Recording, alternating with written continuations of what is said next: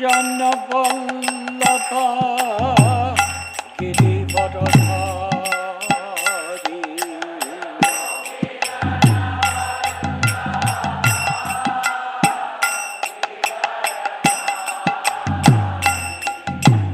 Gopi Jana Vallabha Girivardhari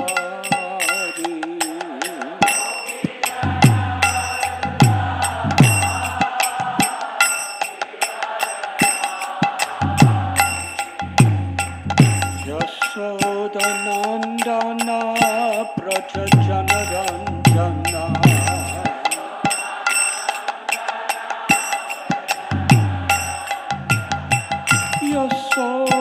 Yashodanandana Braja Janaranjana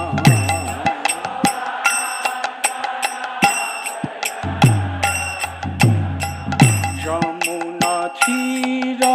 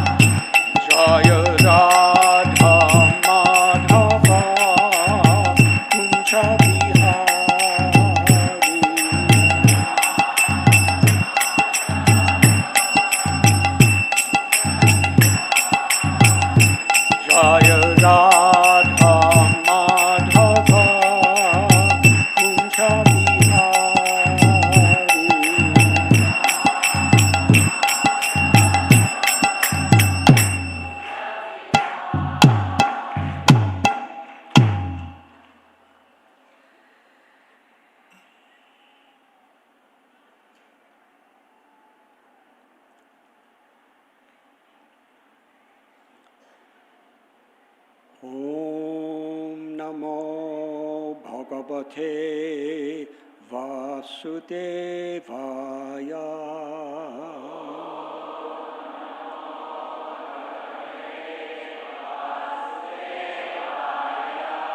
Om Namo Bhagavate Vasudevaya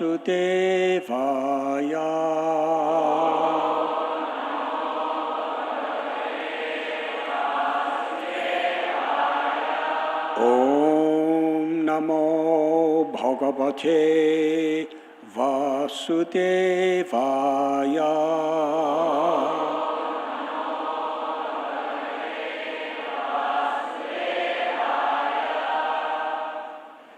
Om Agyantimidandasya Jnananjana Shalakaya Chakshurun Militam Jena Tasmai Sri Gurave Namaha.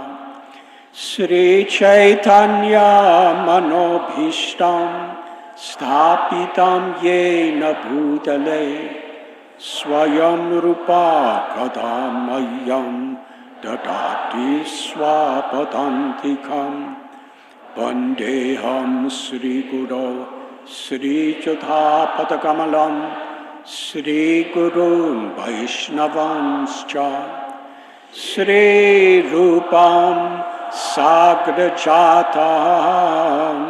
Sahagana Raghunatham Bidam Tam Sajivam Sadvaitam Savadutam Harijana Sahitam Krishna Chaitanya Devam Sri Radha Krishna Padan Sahagana Lalita Sri Vishakan Bitamscha.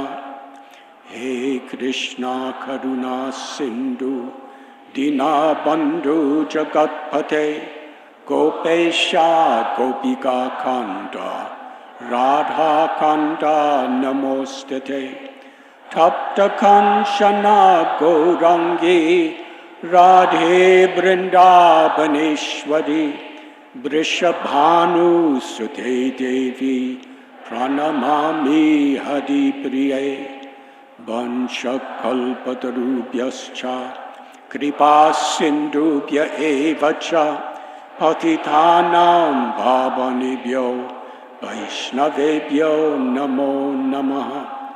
Sri Krishna Chaitanya Prabhu Nityananda Sri Advaita Gadadhar Srivasadi Gaura Bhakta Vrinda. Hare Krishna Krishna Krishna Hare Hare Hare Rama Rama Rama Hare Hare. Hare Krishna Krishna Krishna Hare Hare Hare Rama Rama Rama Hare Hare. Hare Krishna Krishna Krishna Hare Hare Hare Rama Rama Rama Hare Hare. Nama Om Vishnu Padaya Krishna Prestaya Bhutale Srimate Bhakti Vedanta Swami Iti Namine. Namaste Saraswati Deve Gauravani Pracharine Nirbhishesha Shunyavadi Aschatyate Satarine.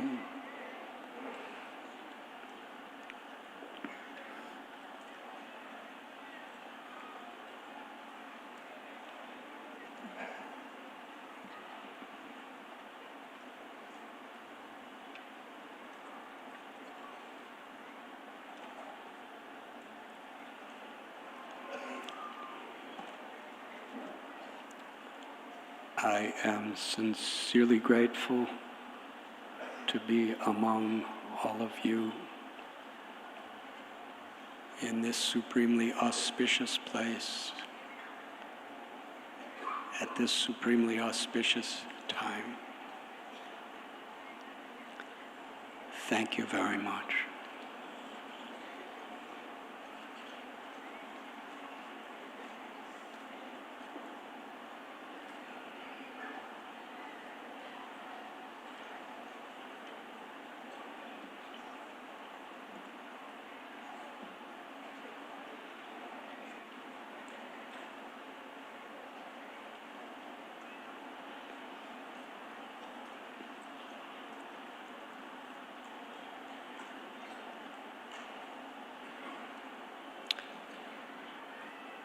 We are reflecting on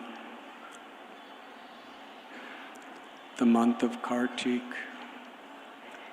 in 1972,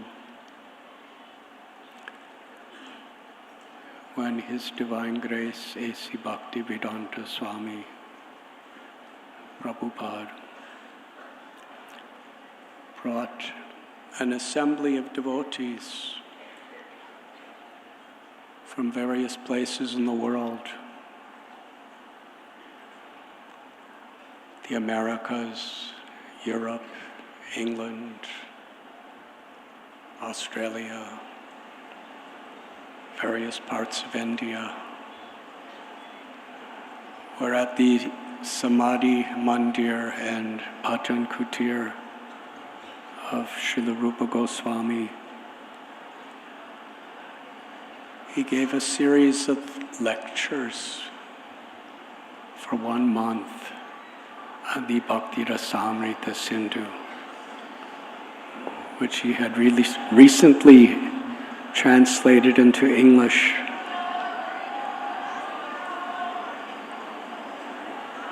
As the nectar of devotion.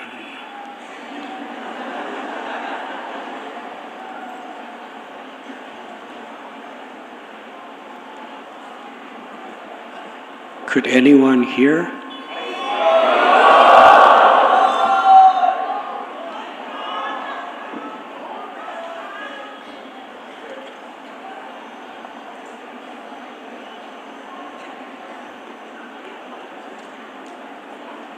Hare Krishna.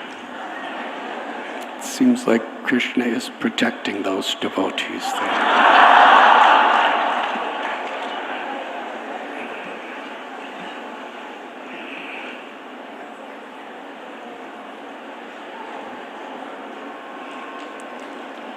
We were speaking yesterday about the beautiful, infinitely sweet hero's welcome when Lord Sri Krishna returned to Vrindavan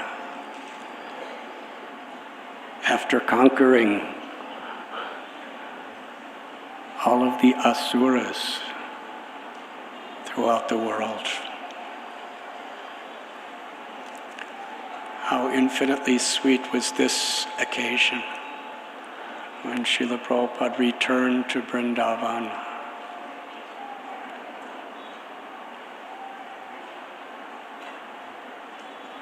He left with 5 boxes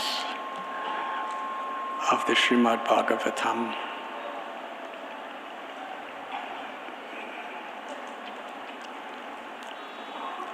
When he returned, there were millions of his books in circulation and being read. He left alone. He returned with disciples and followers all over the world. And many had come to join him in Vrindavan. When he left, he was practically penniless. No money, no resources, no one to help him. He returned with wonderful temples on so many continents.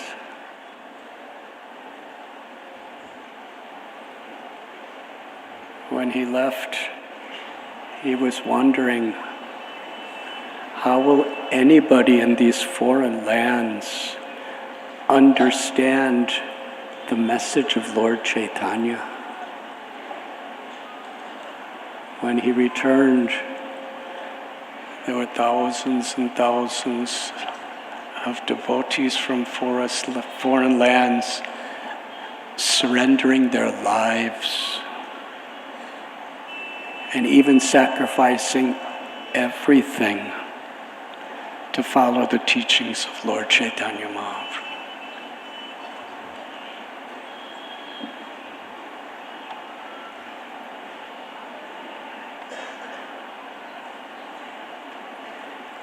How can we imagine when Srila Prabhupada would bathe in the Yamuna, meditating on the order of his spiritual master. And now he's watching as devotees the world are blissfully bathing in Mother Yamuna.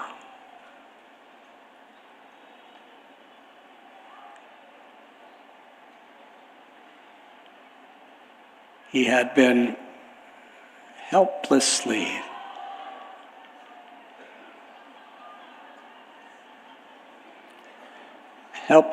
praying to his Guru Maharaj and Srila Rupa Goswami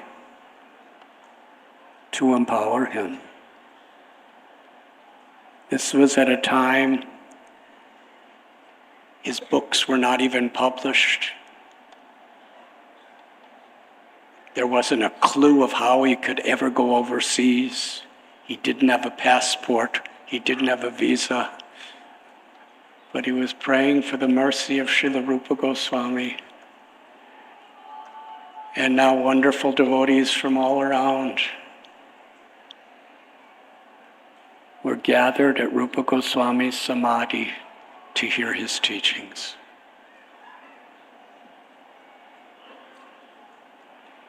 And this yatra that we are gathered to celebrate is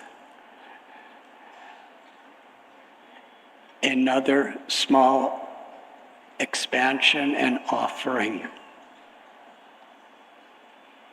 to that great miracle of love, that great miracle of compassion.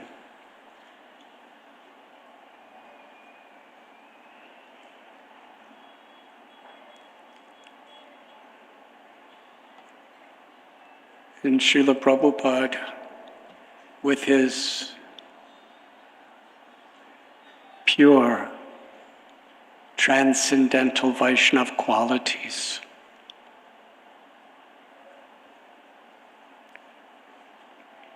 he was so deeply grateful to everyone and anyone who was willing to receive his message and help him share it with the world.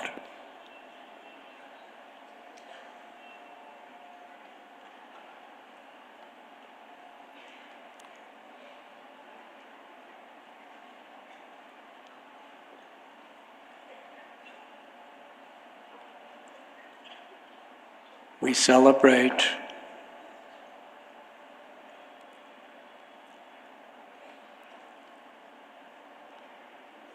not only in our gratitude to Srila Prabhupada, but in our gratitude to Srila Prabhupada, our gratitude to all those who he is grateful to. And I believe that happens to be everyone here.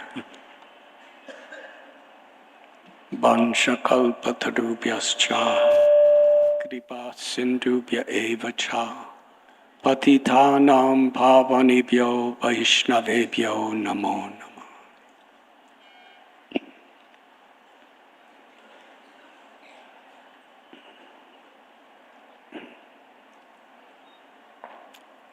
We have come together at Govardhan Hill,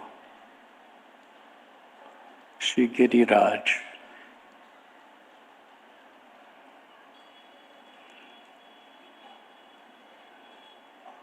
Tomorrow is Govardhan Puja.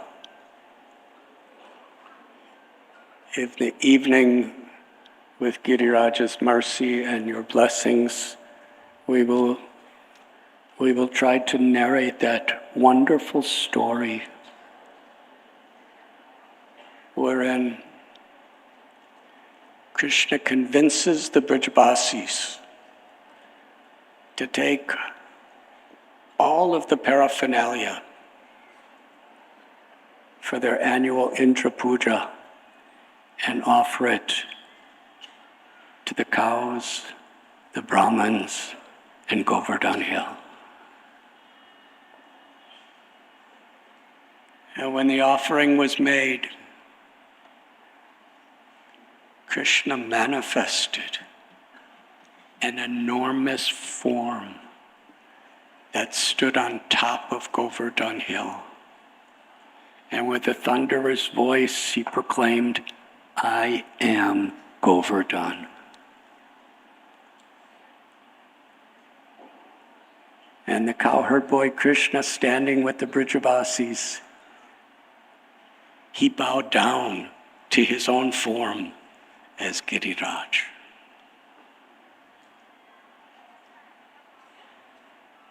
And Krishna personally taught all people for all time to come how to worship Govardhan Hill. Wonderful offerings of bhoga, anakuta, flowers, serving the Brahmins, serving the devotees of the Lord, offering the greatest satisfaction to the cows. And he led the Parikrama, the circumambulation.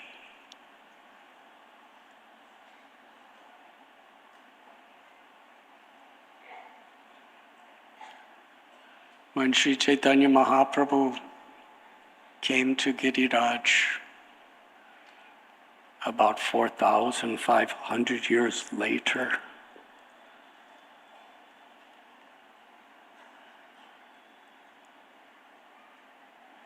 when he first saw Govardhan Hill,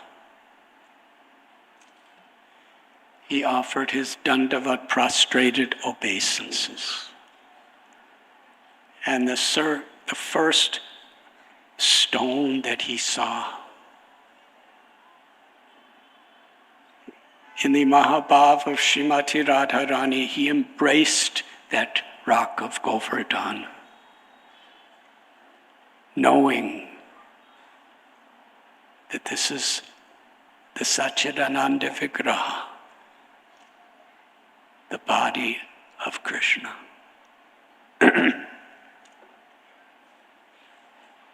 In the Srimad Bhagavatam, a gopi who our acharyas declare to be Srimati Radharani proclaims Giriraj to be Haridas Varya, the best of all devotees. Many great souls, Uddhav, Yudhisthira, are called upon as Haridas. Srila Vrindavan Das Thakur in Sri Chaitanya Bhagavat, he describes that a higher title than being a great queen or king, a higher accomplishment than even conquering the worlds, a greater wealth than accumulating massive property and money, is to be das, to be a servant of the Lord. When our gurus give us the name Das, we may think everybody's getting that name. And the name before it is a name of Krishna or a place of Krishna's, or a devotee of Krishna, or something or someone connected to Krishna. But most important is to take very seriously when we receive this title, Das, what of immense obligation that is to live by that spirit.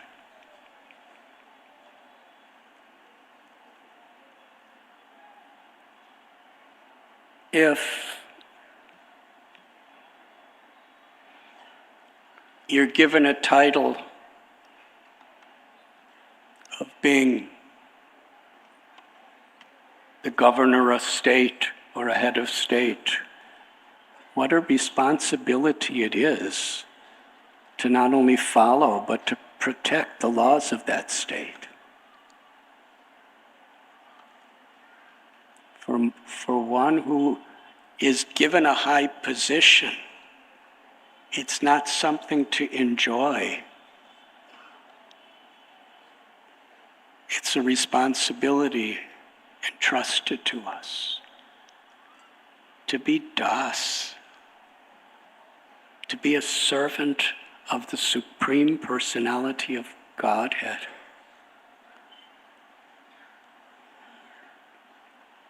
It is an honor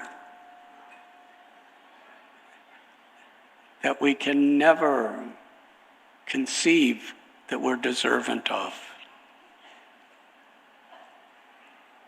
It really is causeless mercy. But it is also a responsibility entrusted to us to live up to that exalted title.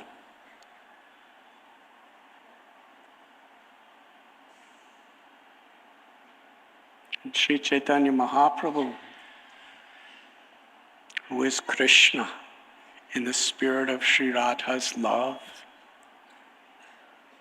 he gave us even deeper insight. Gopi Bhartur Padakamalayur Das Das Das Anudas.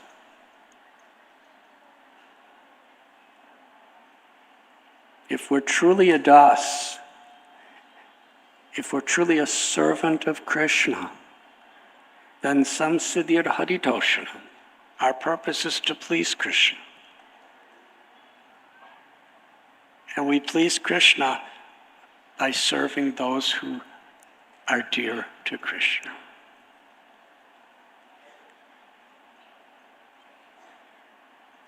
At one time,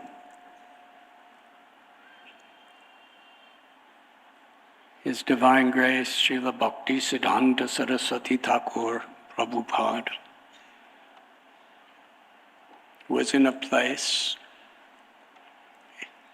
and people wanted to meet him, to have his darshan. When they would come in,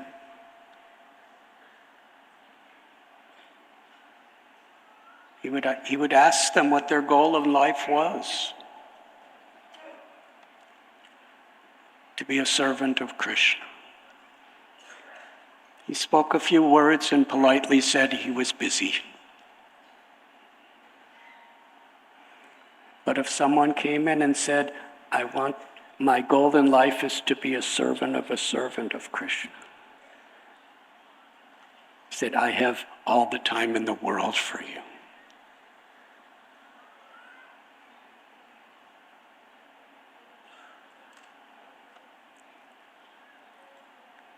Yes, if we recognize that Srila Prabhupada loved his devotees, then according to how we could best serve, we feel it a great honor and a great responsibility to serve those who Krishna and our Gurus love.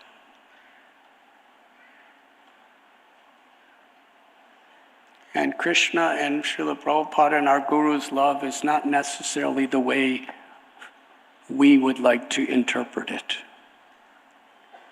Because we want to interpret things according to our love, according to our preferences, according to our habits, according to our experiences. But being a servant is a very, very deep subject. In one sense, it's in a Vaishnava spirit to be das. It's the conclusion of all the philosophies and knowledge of all the holy scriptures of the world and all the Vedic literatures.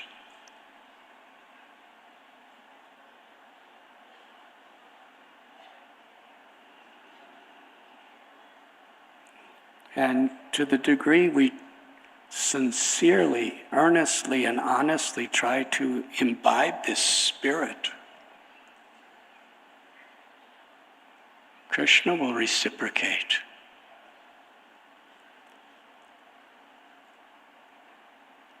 And cleanse our hearts, our minds, as we hear his glories and chant his holy names.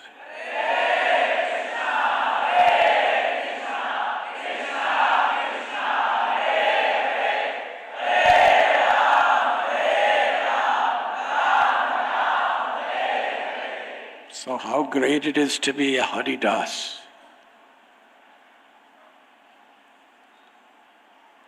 But Srimati Radharani declares that Govardhan is Haridas Varya.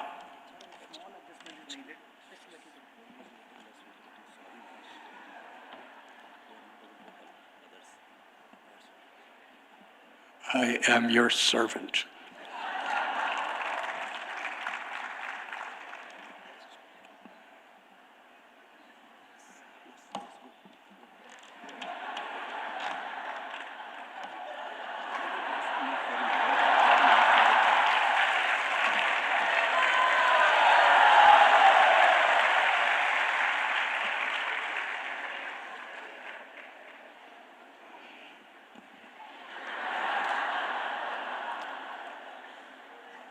After that, he probably won't come back.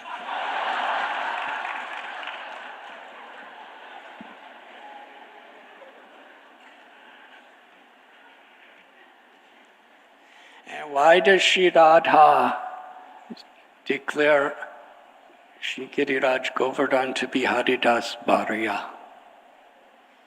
Because he gives the maximum pleasure to Krishna by giving pleasure to those who Krishna loves and those who love Krishna.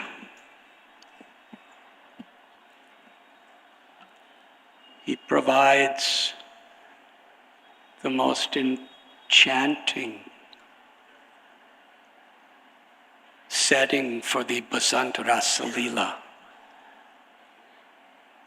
the most confidential of the rasa dances in the spring season with Sri Radha and her confidential associates and Krishna. Provides the most pleasurable playground for Krishna and the cowherd boys to play their games, to joke, to laugh, and to herd their cows, and provides the greatest happiness to the cows and the goats and the birds and all the other animals that may roam on Govardhan Hill. Every tree is a kalpavriksha tree that fulfills all our wishes. Every speck of dust is a chintamani. Every stone is a self-same manifestation of Krishna.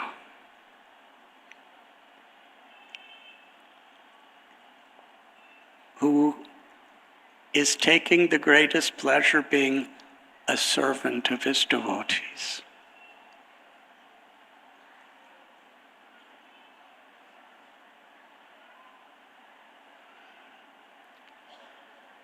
Nectarine waters, lakes, waterfalls, rivers, limitless fragrant flowers, beautiful blossoming flowers, wonderful caves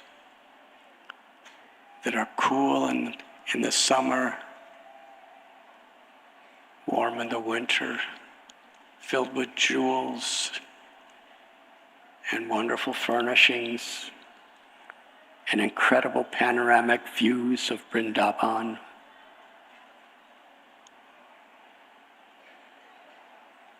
The birds are empowered to sing so sweetly. The grass is so nutritious, soft, delicious for the gopas and the gopis and the cows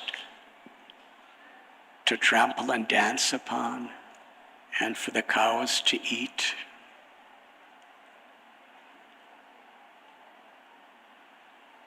Each stone is warm in the winter, cool in the summer, and every step that every animal, every bird, every cowherd boy and every cowherd girl very personally, at the moment that that step comes upon Giriraj, he becomes so soft and soothing. In every possible way, Giriraj, with the ultimate creativity, is constantly meditating on giving everyone the highest pleasure.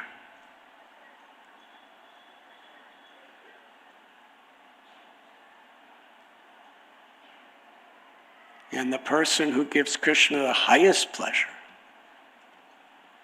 Sri Radha, she declares that Giriraj is the best of all devotees.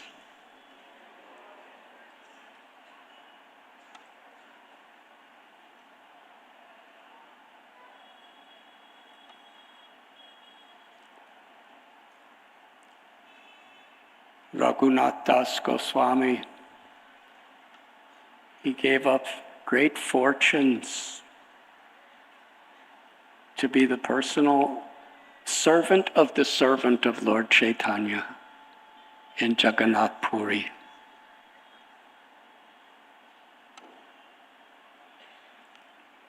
By the mercy of Lord Nityananda, he was allowed to be liberated from all the entanglements and distractions of material life and be in the personal association of Lord Chaitanya. And he is our Prayojana Acharya.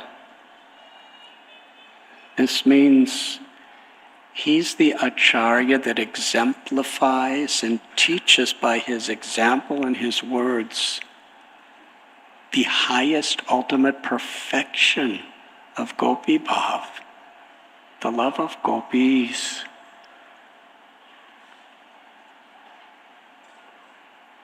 And yet Raghunath Goswami, who was just living close to Lord Chaitanya for 16 years in Puri, he hardly spoke a word to him.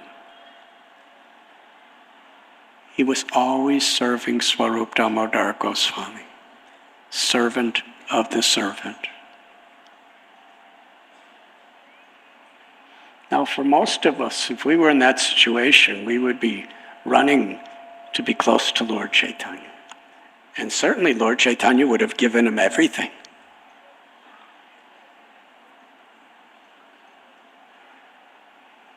But in his humility, he understood, Lord Chaitanya will be more pleased with me if I serve somebody who loves him. And for 16 years, he was assisting Swarup Damodar Goswami and hardly exchanged words with Lord Chaitanya. Not because he was afraid, but that was just the depth of his natural love to please the Lord. And after being in such an exalted position, He came to Vrindavan to spend the rest of his life here at Govardhan Hill. When Raghunath Das Goswami came to Braj Bhumi, according to the scriptures we are studying, it seems like Shyamakund and Radhakund were in the same state as when Lord Chaitanya discovered it. Two puddles in a paddy field. And for generations, Brijavasis didn't give it any attention whatsoever, because they just thought they were two puddles of water in a paddy field. But when Sri Chaitanya Mahaprabhu was sitting under that tamal tree, praying, not praying, but whatever, he was in the mood of a devotee, he was praying to discover Radhakund and Shyamakund. He saw the Radhakund and Shyamakund of the spiritual world, which is more elegant, charming, and opulent than anything within creation.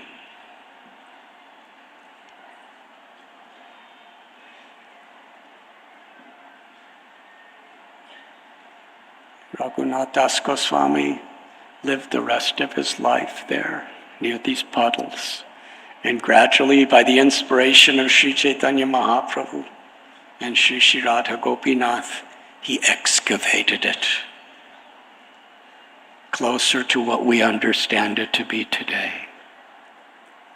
At the foot of Govardhan Hill, Jiva Goswami did bhajan here. Raghunath Bhatta Goswami, Gopal Bhatta Goswami, Srila Sanatan Goswami at Manasi Ganga, and Radhakund, Raghava Pandit, one of most dearmost associates of Lord Chaitanya, had a cave just close to where we are now. Yes, the greatest scholars, the most empowered lovers of God, they worshipped Govardhan Hill.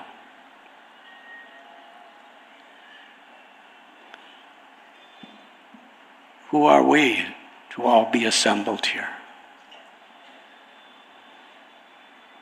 In his most merciful form of Giriraj, he's hearing every word that every one of us speaks. He's hearing our thoughts too.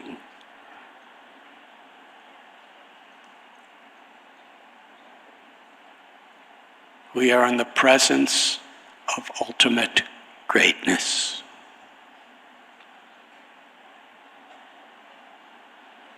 But because of this veil of Maya, we take great things to be ordinary, and we take ordinary things to be great.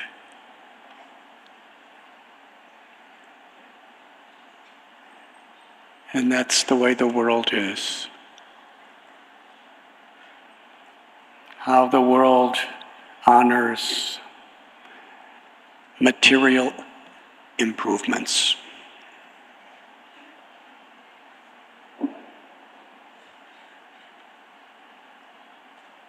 In the form of so many sciences and technologies and arts and cultures,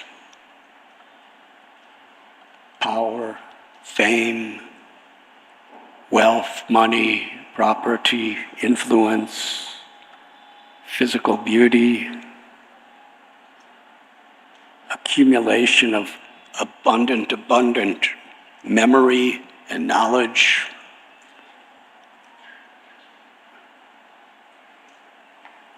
Janmaishwabhya Shruta Shivir. Queen Kunti prayed, Akinchana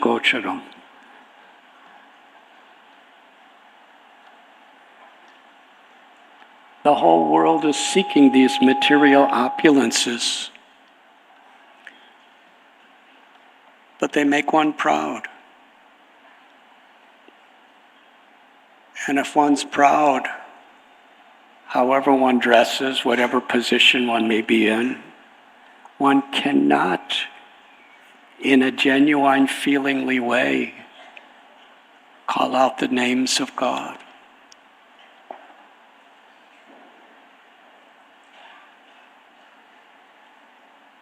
Of course, in Sri Chaitanya Mahaprabhu and Rupa Goswami's teachings of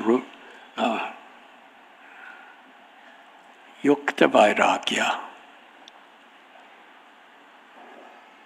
if we understand I'm not the proprietor, I'm not the doer, if we actually recognize that Krishna's great,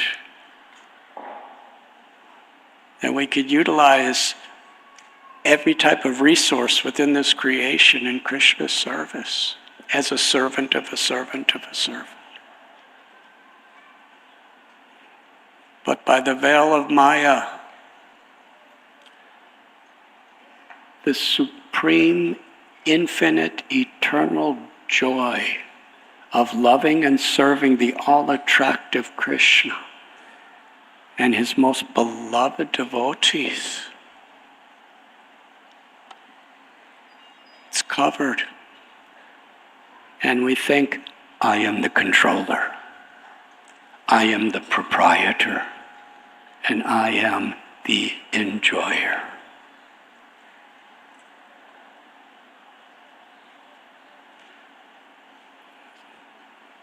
We are in the presence of Giriraj.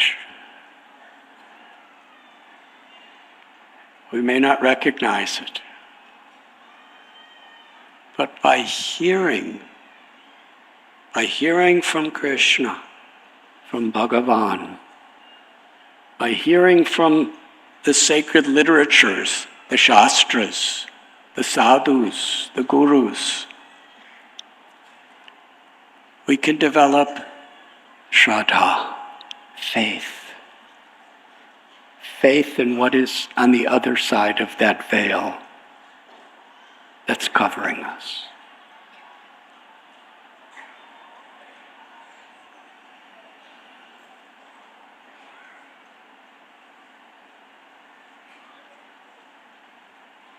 When we recognize the greatness of Krishna and our own inadequacies, then how can we arrogantly find fault with others? The veil of Maya covers Krishna's glories and our own relationship with Krishna to such an extent that we displease and even offend Krishna and find so many ways to justify it. Daiviheshu gunamayi mama maya duratyaya. Maya is very strong. But when we take shelter of the Supreme Lord, when we take shelter of Sri Govinda Dev, when we take shelter Charya Vaishnava Seva Nistara Payachikeva of those who love Krishna, then Krishna he gives us the faith to move beyond that veil of Maya. And that is the path of bhakti.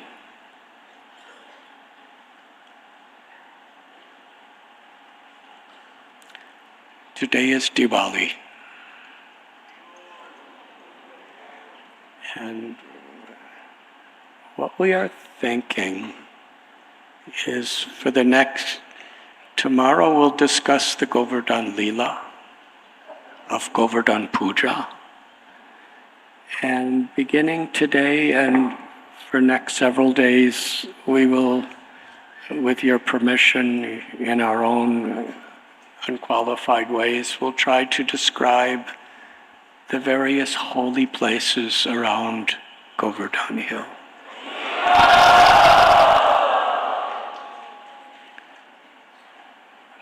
But it is the month of Damodar. And Srila Prabhupada lived at Radha Damodar temple. And every night we're singing the prayers of Damodar. I would like to briefly share this story. On the day of Diwali, we could say long ago, from an external historical perspective, it was about 5,000 years ago. But in truth, it's happening today.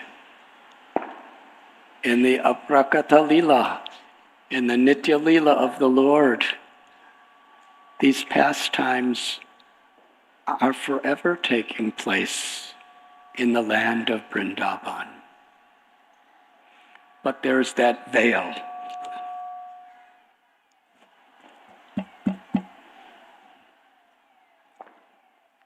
Rimanjana Churita Bhakti Vilochanena. This phrase was spoken by Lord Brahma in Brahma Samhita.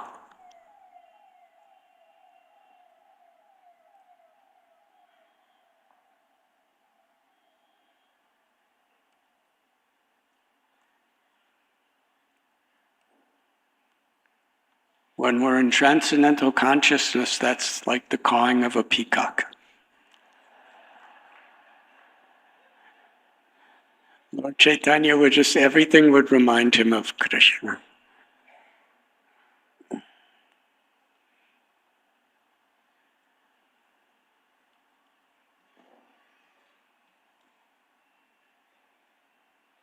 We were saying? Damodar, yes. In this eternal Leela of the Lord,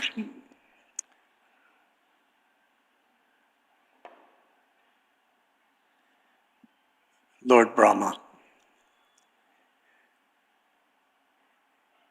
In the Brahma Vimohan Leela,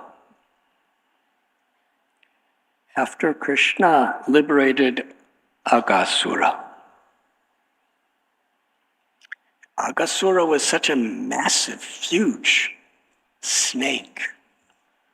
When he opened his mouth, the top of his lips reached the clouds. And he had huge, sharp teeth. And his breath was filled with all the dead living beings he devoured. We're afraid of a little snake. Can you imagine Bakasura? The demigods were terrified of Aga. But yet, and he came to get revenge. We all know how powerful this passion of revenge could be in the human mind. Because Krishna killed his sister. How vengeful would you be if someone killed your sister and brother? His sister was Putana, and brother was Bakasura. He wanted to cause the maximum misery in Vrindavan. He had such a plan. If I kill Krishna and his friends, the cowherd boys, and all the calves that they're taking care of, then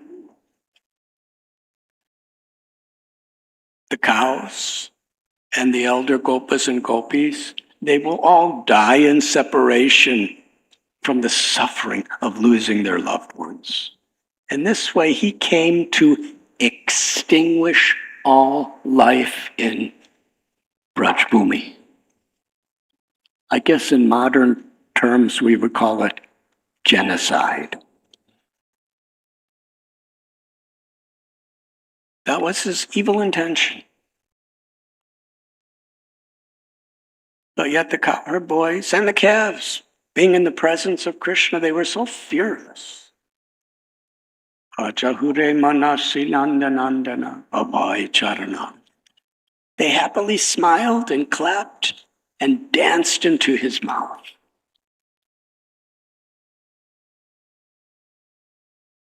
Now, all the demons that Krishna killed in Vrindavan, he did it usually in clear view of everyone. And he did it in a very special way. He didn't manifest any apparent Aishwarya. But because all the children were unconscious and the calves were unconscious, and Aga closed his mouth and nobody could see what was inside,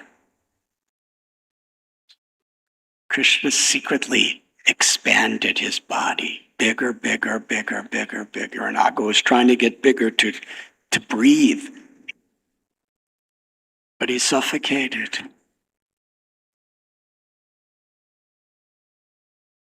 And then Krishna and all his friends, they didn't see it either. They were sleeping. He glanced upon them, he woke them up, and they were just, And they went outside and had lunch on the bank of Yamuna. And Brahma was thinking, who is this person? He could not understand. He's the absolute truth. How Krishna, when he performs his Leela, it's so complete and perfect. Because in the beginning of the 10th canto, Bhumi Devi, Mother Earth, who did she come to for shelter? She came to Brahma. And Brahma took her with the other demigods to the shore of the ocean of milk, and they prayed to Vishnu, and Vishnu said, I will come. In the Vrishni Yadu dynasty. And when Krishna was in the womb of Devaki, the demigods were praying for him. There's a whole chapter in Srimad Bhagavatam. But somehow or other, Brahma's the guru and the father of everybody. But he forgot. Because Krishna's glory was so inconceivable. How such a beautiful little child could be God. He wanted to see. And when he came to bank of Yamuna, he saw Krishna's having lunch with his friends.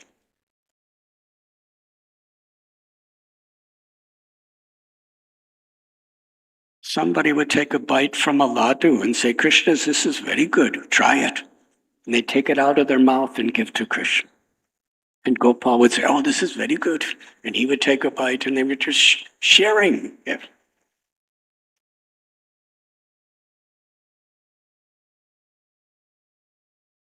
In the heavenly worlds, that's not the way you serve God.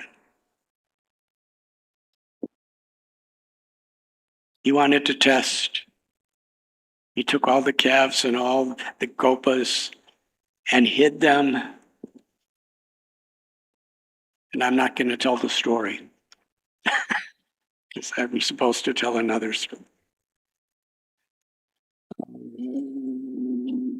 This is the reason my classes go overtime sometimes. I'm sorry.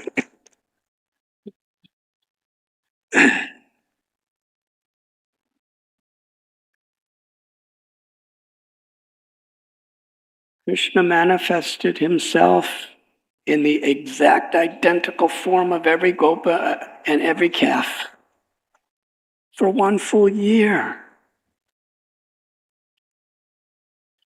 And that was just a minute for Brahma. He came down to see. And he was bewildered. All the calves were there. All the cowherd boys were there.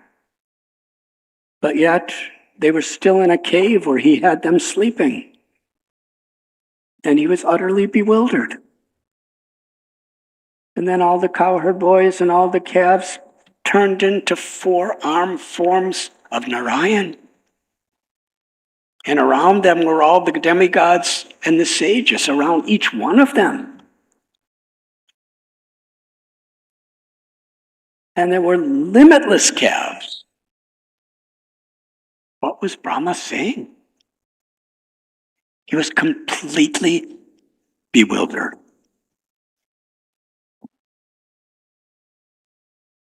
And then one of the cowherd boys, who was actually Krishna in that form, he looked at Brahma and said, Brahma, to me, you are as insignificant as one of my goats. This is the way you talk to the creator of the universe. At that moment, Brahma fell unconscious. And everything disappeared. And all there was Krishna, standing with that little ball of food in his hand, looking for his friends and calves. And Brahma fell unconscious again. And when he looked up, he recognized this little cowherd boy is the absolute truth, the source of all avatars, the creator of all material existence, and the supreme enjoyer in the spiritual world for all eternity. Brahma surrendered.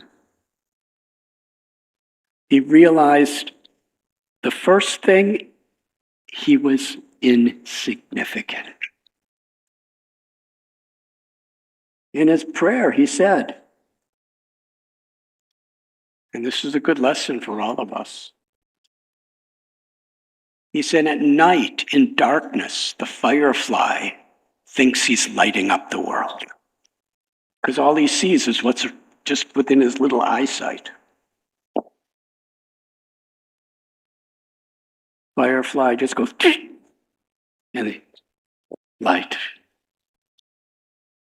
thinking I'm lighting up the world. But in the presence of the sun, the firefly is realizes I am insignificant. In the presence of Krishna, Brahma is thinking he's utterly insignificant.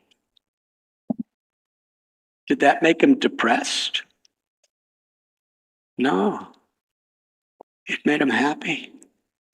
Because in that state, he surrendered his life. He surrendered his body, mind, words, his soul to Krishna to serve. And it was in that surrender that he was given the vision of Vrindavan. He was seeing the exact same thing a few minutes before. He was seeing trees. Now he's seeing every tree as a kalpavriksha. He was seeing the dust on the ground. Now he's seeing every particle as a chintamani, more precious than heavenly jewels. He was seeing cows and calves. Now he's seeing their kamadhenus. They're wish-fulfilling cows. He was seeing little boys playing. Now he's seeing they're the most advanced, enlightened, liberated lovers of God in all existence. What was the difference between just before and just after? He surrendered. He took shelter. He was Trinada Bisunichena. He was really humble. And Krishna revealed Goloka, Gokula. In Brahma's prayers, Premanjana Churita Bhakti Viloch. One can see God only when one's eyes are anointed with the salve of love. It's not through just accomplishments, knowledge, accumulations, birth, health. These things could be valuable resources. But Bhaktya Mam Abhijanati. It's only by love that we could know Krishna. Because Tesham Sadata Yuktanam Bhajatam Priti Purvakam. Tadami Buddhi Yogam Dham Yena Mamupagante. We can understand Krishna only by our priti, our love. Krishna reveals himself.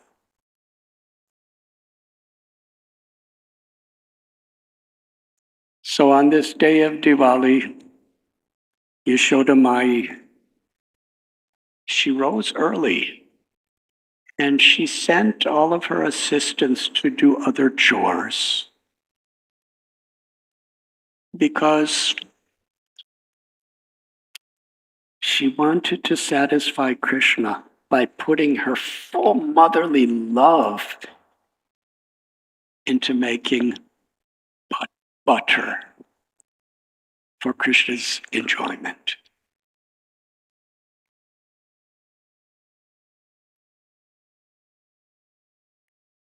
Previous to this day of Diwali, she was getting so many complaints from so many gopis, elder gopis, about Krishna coming to steal their yogurt, their butter, and their ghee.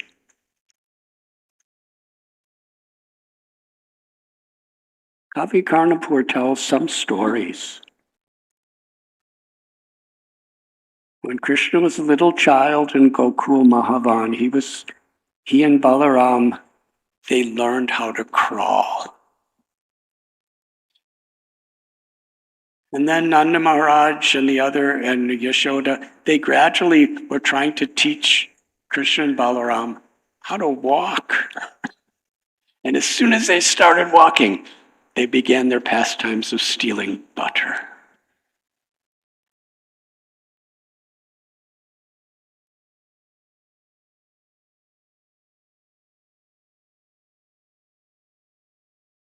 One time, Krishna was in Yashoda Mai's house.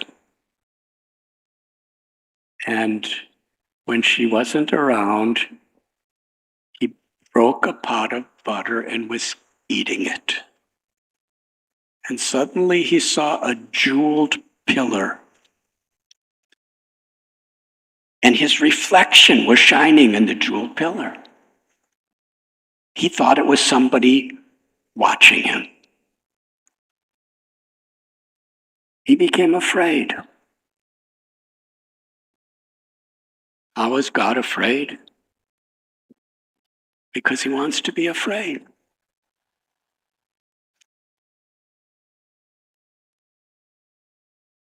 For rasa, for ecstatic, loving relationships, Krishna does everything. He started speaking with a trembling voice to the reflection in the pillar that please, my friend, do not tell my mother that I'm stealing butter. Because if you tell my mother, I will be in big trouble. So please, my friend, if you don't tell my mother, I'll share this butter with you. He thought he was caught. Yashoda Mai was watching all of this happening. And suddenly she appeared. And Krishna cried out, I didn't do it. I didn't steal the butter. I didn't. Honest mother, I didn't do it. And he pointed to the reflection, said, he did it.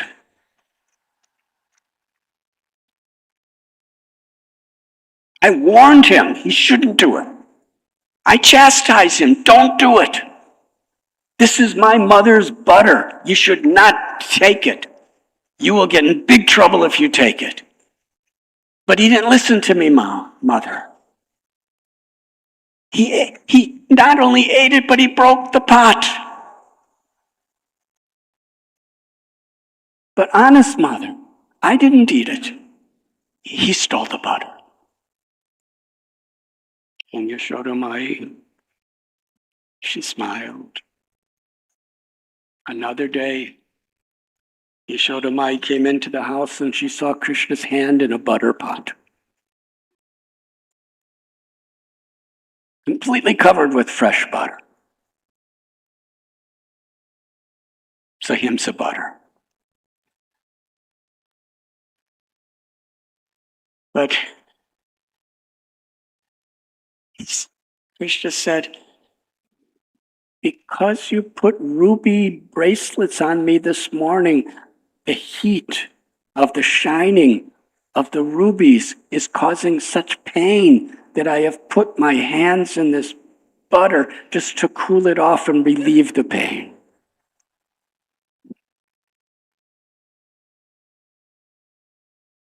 Yashoda Mai took his hands out of the butter pot. And of course, his hands were completely healthy and effulgent. But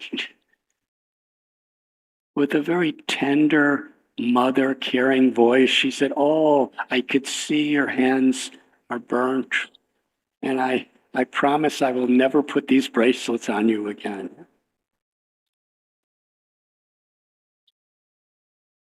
And then there are so many stories of gopis coming and complaining to Yashoda Mai of all the mischief that Krishna would do in their houses. One particular gopi, her name was Prabhavati. She's a very exalted personality because she is the wife of Upananda, who is the elder brother of Nanda Maharaj.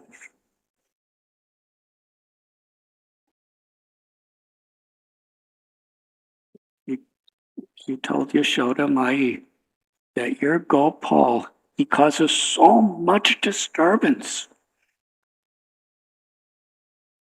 We put our to hide our butter from Krishna, we put it on rafters, and Krishna comes with his friends, and they get on each other's shoulders, and they break the pots, and then they drink the butter, and then he invite monkeys and fill our house with monkeys, and they feed the butter to the monkeys.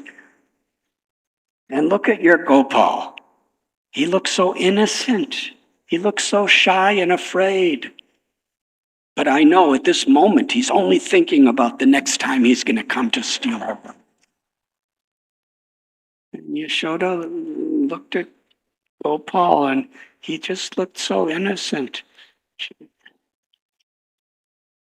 Prabhavati went home.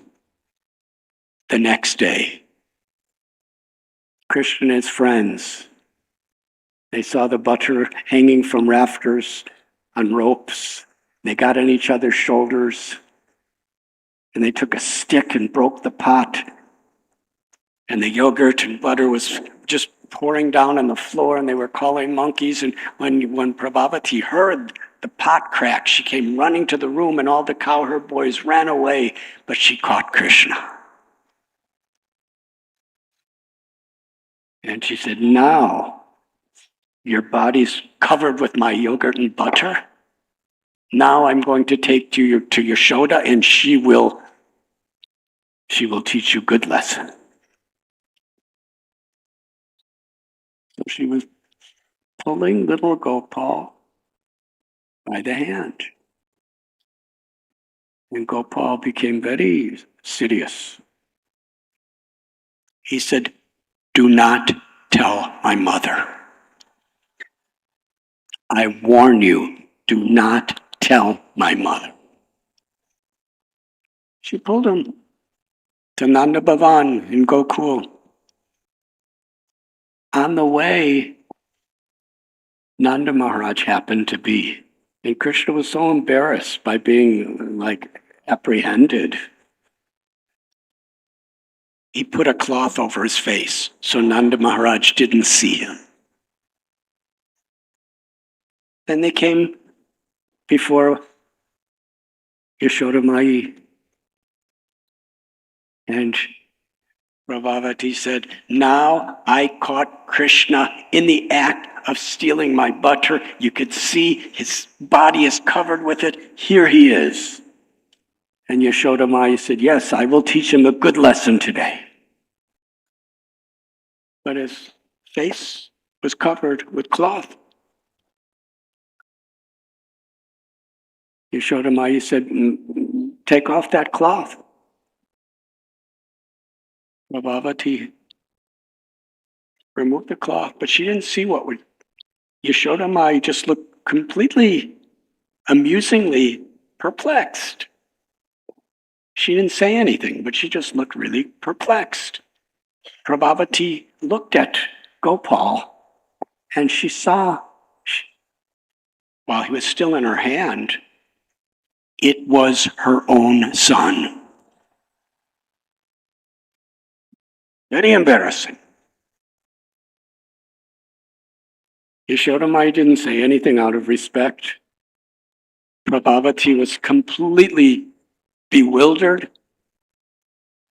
I brought my own son. And she, still holding his hand, she said, let's go home. And as they were going home, she heard a little voice. And she looked down, and in her hand was Gopal. And Gopal curved his eyebrows down in a very serious way. He said, "O Gopi, I warned you. If you ever do this again, I will take the form of your husband."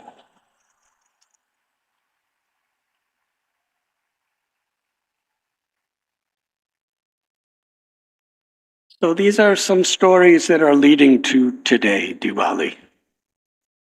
Yashoda Mai is thinking, Krishna's stealing so many other people's butter. I will put so much love and so much devotion that he'll be satisfied and he'll never have to go anywhere else.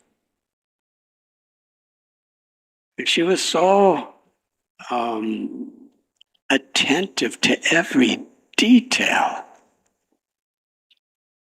Bhakti is really about pleasing Krishna and, as far as humanly possible, being attentive to every detail of what will please Krishna.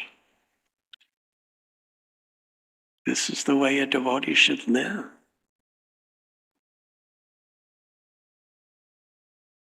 Nanda Maharaj had 900,000 cows. Yashoda Mai selected the 108 cows that gave the best, most nectarine milk. And among them, she chose 8. And among them, she chose 1. And that would be the cow that would supply Krishna butter. And she grew the grass for this cow. Very, very special grass. She didn't use water. She used the milk of those most supreme cows to water the grass. And the grass was called Padmaganda. It was so fragrant and so sweet. And that was the only grass she fed to this cow. And she fed it with her own hands. And she personally milked that cow with her own motherly love. And she personally transformed it into yogurt, dahi, and then on that Diwali morning, or on this Diwali morning, she was churning it. And it was early morning, so Krishna was still sleeping. And as she was churning,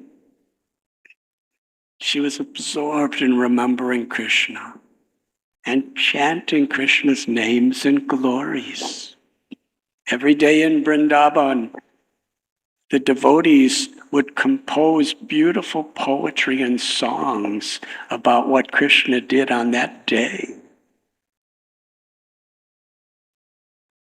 And as she was singing about Krishna and remembering Krishna with her motherly love, tears were in her eyes, and she was singing so sweetly and so beautifully, and the sound of the butter churning was keeping rhythm to her beautiful songs. And out of motherly affection, milk started coming from her own body. And Krishna was sleeping. But as soon as that motherly milk started coming from her body, Krishna woke up and he was hungry, or let us say thirsty, to receive that love. So he jumped out of his bed and he came running to the scene, and he held the churning rod and stood between his mother and the churning rod and demanded, "I am thirsty. Please feed me." And Yashoda Mai's heart melted. She put Krishna on her lap and began to feed him. But in the next room, the Padmaganda milk that she was making preparations for Gopal later that day began to boil over. It was on a fire. And she went running to take the milk off the stove. But Krishna wanted to show the world, in devotional service, we should never put any priority before Krishna.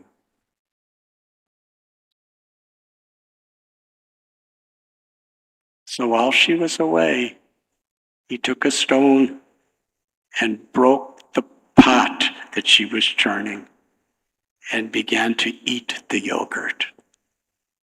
Then he ran away. Yashoda Mai came back. Krishna was gone. The pot was broken. Butter was spilt all over. She saw his tiny little footprints of butter on the ground, on the floor, and she followed them. And in the outside courtyard, he climbed a wooden grinding mortar to reach butter that was hanging from a rope. And he broke that pot, and he was eating it. And his Gopa friends were there, and the monkeys of Vrindavan were invited.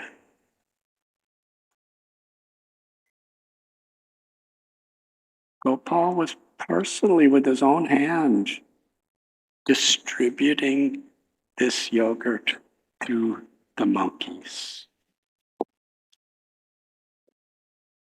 And our acharyas tell us that when Krishna was in his incarnation of Lord Ramchandra, in that great battle to rescue Sita, it was Lakshman, Ram, and the Vanaras, the monkey army, Hanuman, Sugriva, Nila, Jambavan, so many. And they built that bridge across the ocean, and they fight that mighty war. And after Sita was rescued, Ram was in exile. He told monkeys, "I have nothing to give you in return." But Krishna called those same monkeys to be monkeys in Vrindavan, where he could fully reciprocate them with his own loving hands giving the yogurt from his mother's pot. But when Yashoda Mice came into the room with a little stick in her hand, the Gopas saw this and ran away. The monkeys saw her and they shrieked. It started jumping onto the trees and through the windows and everywhere. And when Krishna saw this, he looked around and he saw his mother. He jumped down to run away. Krishna ran and Yashoda Mai ran after him. Who could catch God? He's faster than the fastest. But she was running with all of her strength because she wanted to protect her by her motherly love. Krishna was running and she was running. She had flowers in her hair.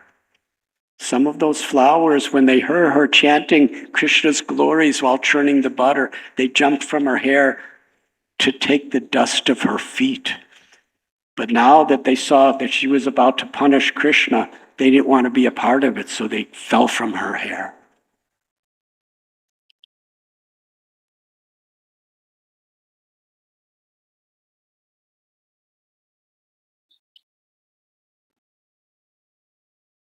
Being subordinate to his devotees' love,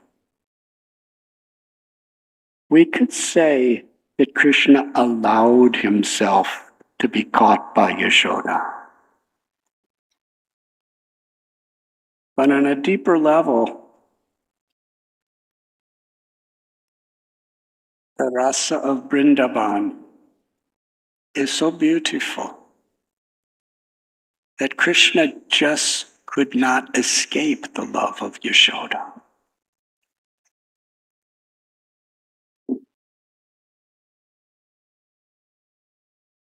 Krishna started to cry. Tears were pouring from his little eyes, mixed with the black mascara, the kajal, and it made a beautiful sight, streaking his face.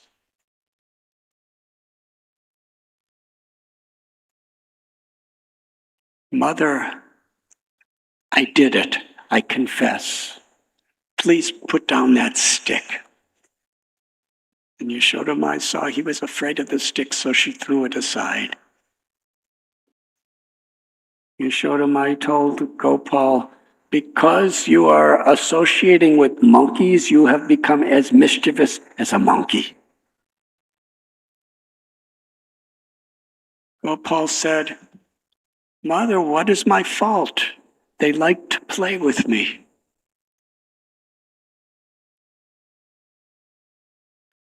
Kunti Devi remembers this beautiful episode, that he who is feared by fear personified, the source of the most powerful creators and incarnations. He wasn't afraid of Hiranyakashipu or Hiranyaksha or Ravana. He wasn't afraid of Kumbhakarna. And Yashoda Mai is just a simple mother.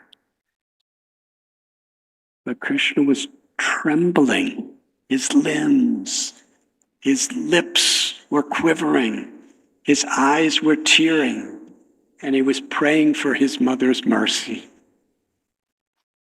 Kunti Devi, he who is feared by fear personified is afraid of a gopi. How wonderful.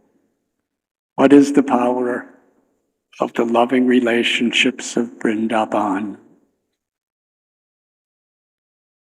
To protect Krishna, because she had so many chores, she took a rope, a very soft rope that are used to protect the calves.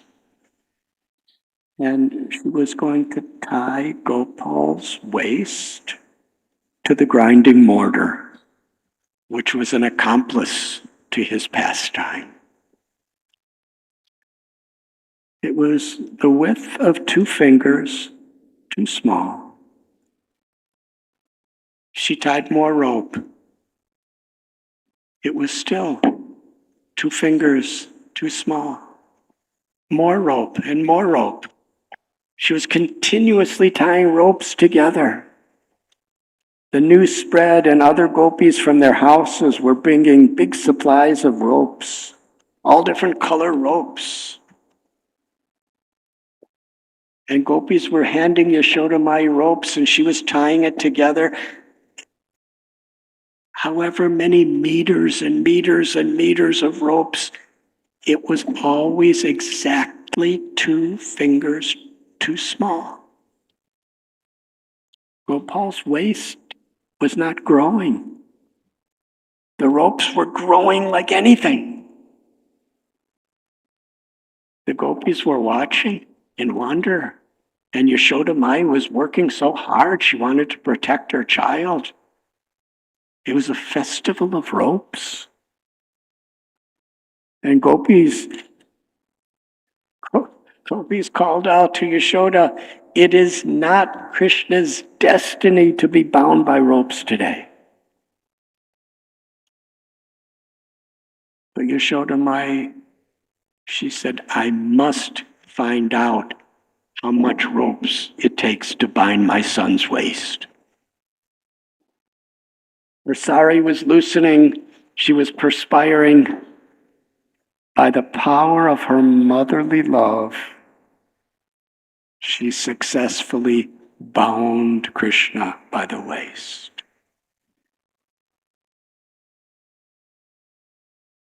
Thus his name, Damodara.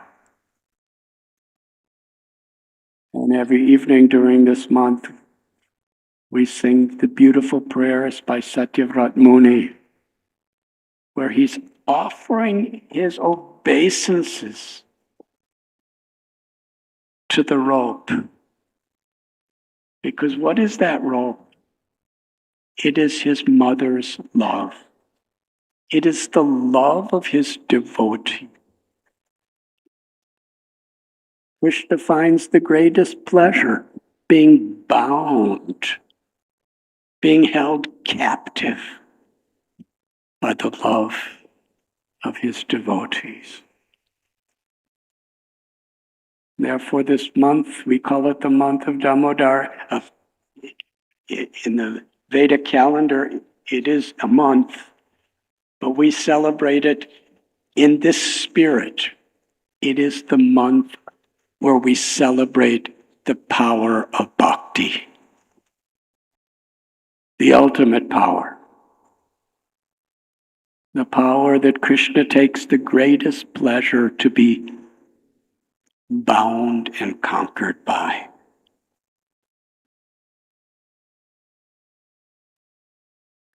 And on this day, after she went to her chores, Krishna saw those 2 Arjuna trees in the courtyard of Nanda Maharaj. And Sukadeva Goswami tells the background. Long ago, Narada Muni was traveling, and he came to a heavenly world where there were 2 sons of Kuvera, Nala Kuvera, Manigriva, who were heavenly demigods. And they were so proud of their physical beauty, so proud of their intellect, so proud of their wealth, so proud of their high position.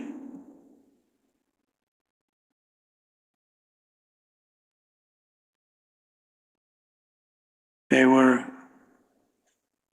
were having amorous sports with young heavenly damsels in a lake. When Narada Muni came by, the heavenly damsels saw him and they were ashamed. They were all without clothes. So they immediately got up and covered themselves. But Nala, Kuvera, and Manigriva were so shameless, they showed no respect for the devotee of the Lord. And Narada Muni, in such mercy, feeling compassion upon them, he cursed them to become trees. You like to stand naked? Okay, you be tree. But by his mercy, the place that they stood of trees for a long, long time, and they had the full consciousness of being demigods. That's pretty frustrating. They can't move. They can't go anywhere. Nobody cares about them. But in that state, they became very purified. And as they were getting purified, some generations later, Nanda Maharaj built his house there. And that was his courtyard. And every day they were seeing Gopal's pastimes and Balaram's pastimes. They became completely purified. And when little Gopal saw the twin Arjuna trees, he remembered his devotee Narada Muni, who so long, generations ago, he showed mercy to them.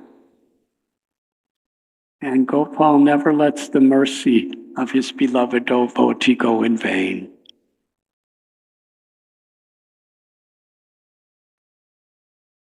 When we receive the mercy of those who love Krishna, even in future lifetimes, Krishna will never forget that mercy, and he will make sure that it fructifies in due course. So Krishna crawled, pulled the grinding mortar, and he crawled right between the Arjuna trees, but the grinding mortar got stuck between them, and Krishna pulled. And these massive, huge trees that were centuries and centuries old, they were uprooted from the ground, and with a massive, tumultuous, thunderous sound,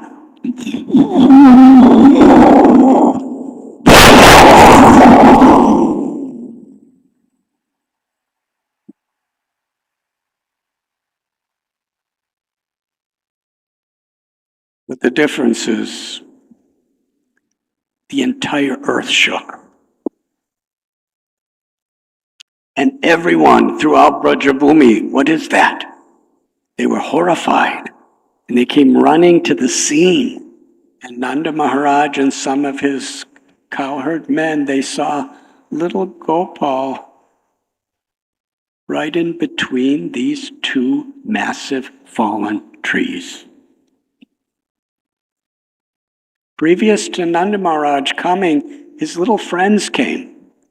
They gathered around, they saw everything. They tried to untie the knot. But because it was tied with the bhava of Yashoda Mai's Vatsalya Ras, they had no power to disentangle it. But Nanda Maharaj, with his fatherly love, untied the knot. And the little children, they began to tell what they saw. Gopal crawled between the trees. He pulled it. He pulled them down. And then out from the trees came these two effulgent people. And they had a conversation with Krishna.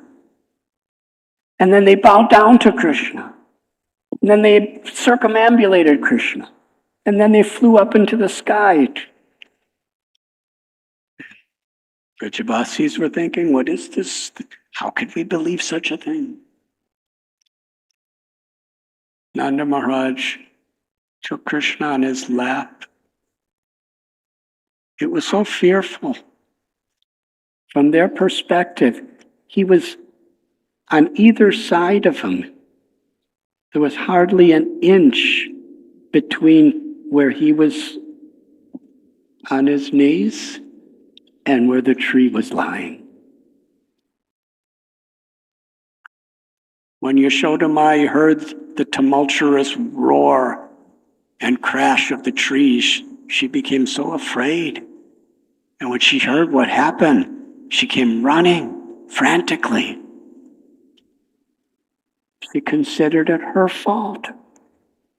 It's the one that bound Krishna. She felt responsible. She felt ashamed. She came running to Gopal. Nanda Maharaj said, Gopal, your mother has come. Go to your mother. Krishna said, I want to stay with you, Father. And he said loud enough so Yashoda Mai could hear, I do not want to be with my mother.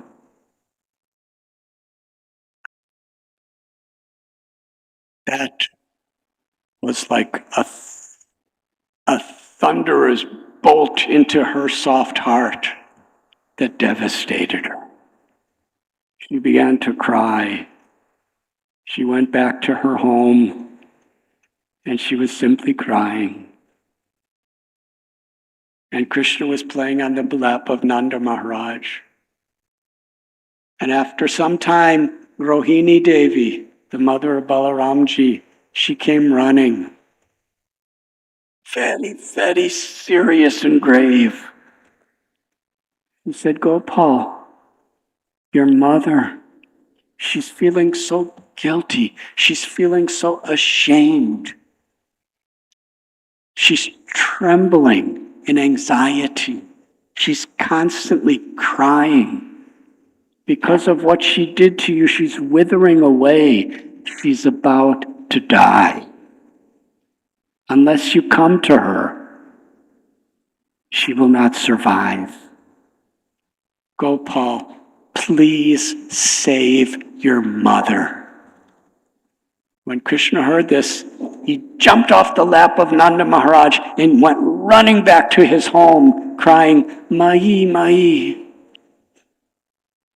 When Yashoda Mai heard Krishna calling her name, she jumped up and started running toward Krishna, calling, Gopal, Gopal. And as she ran toward Krishna and Krishna ran toward her, Krishna jumped into her arms.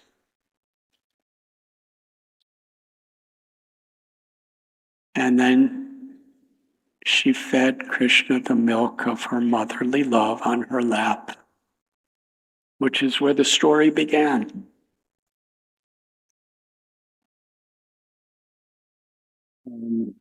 So, in this material world, we're all bound by the ropes of the three modes of material nature. Goodness, passion, ignorance. But in Sri Vrindavan Dham, Krishna binds Nanda, Yashoda, and his devotees by the ropes of his love.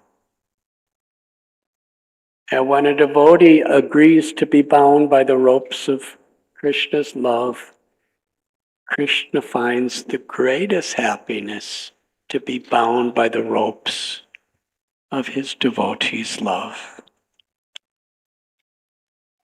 And now we will begin today's class.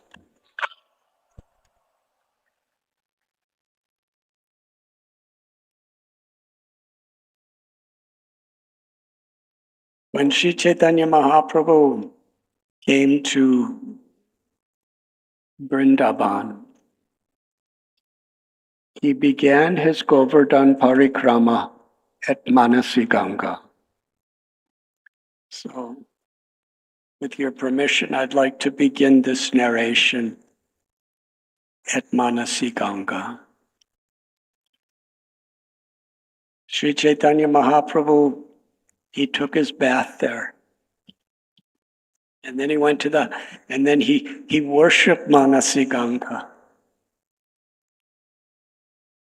And then he went to the temple of Hari Dev and danced before the form of the Lord. And from there, he did his Govardhan Parikrama.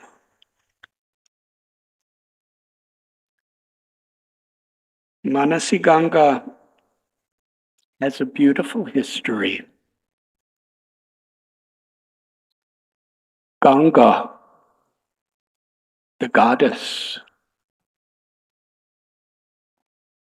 Consider the holiest of all holy rivers in the universe. She was witnessing her sister Yamuna offering such loving service to Krishna and Balaram, to Sri Radharani and gopis, to all the residents of Vrindavan. He witnessed the beautiful pastimes of Krishna coming with cows and playing in Yamuna, and Sri Radha and gopis and Nanda and Yashoda. Yamuna, so much the heart of Braj Bhumi. Ganga longed, she prayed, she yearned to offer service to Krishna. And Yamuna, she felt such affection for Ganga that she brought Ganga along with her to meet with Krishna. And Yamuna says, Ganga wants to share these beautiful pastimes. And Ganga shared her own heart. Krishna replied, in the spiritual world of Goloka, you are ever existing as the Manasi Ganga. And you are forever assisting in my most intimate loving pastimes. But now, to fulfill your prayer, I will soon bring you to the Vrindavan in the earth, where you will reside at the holiest of places, Govardhan Hill. And you will share my sweetest pastimes.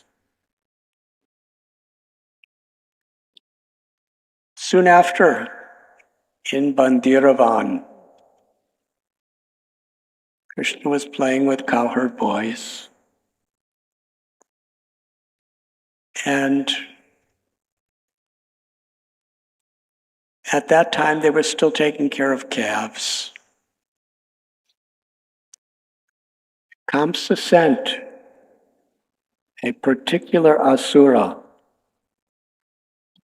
who was so devious, cruel, hypocritical, and deceiving that he took the form of a tiny little female calf with the intent to murder Krishna.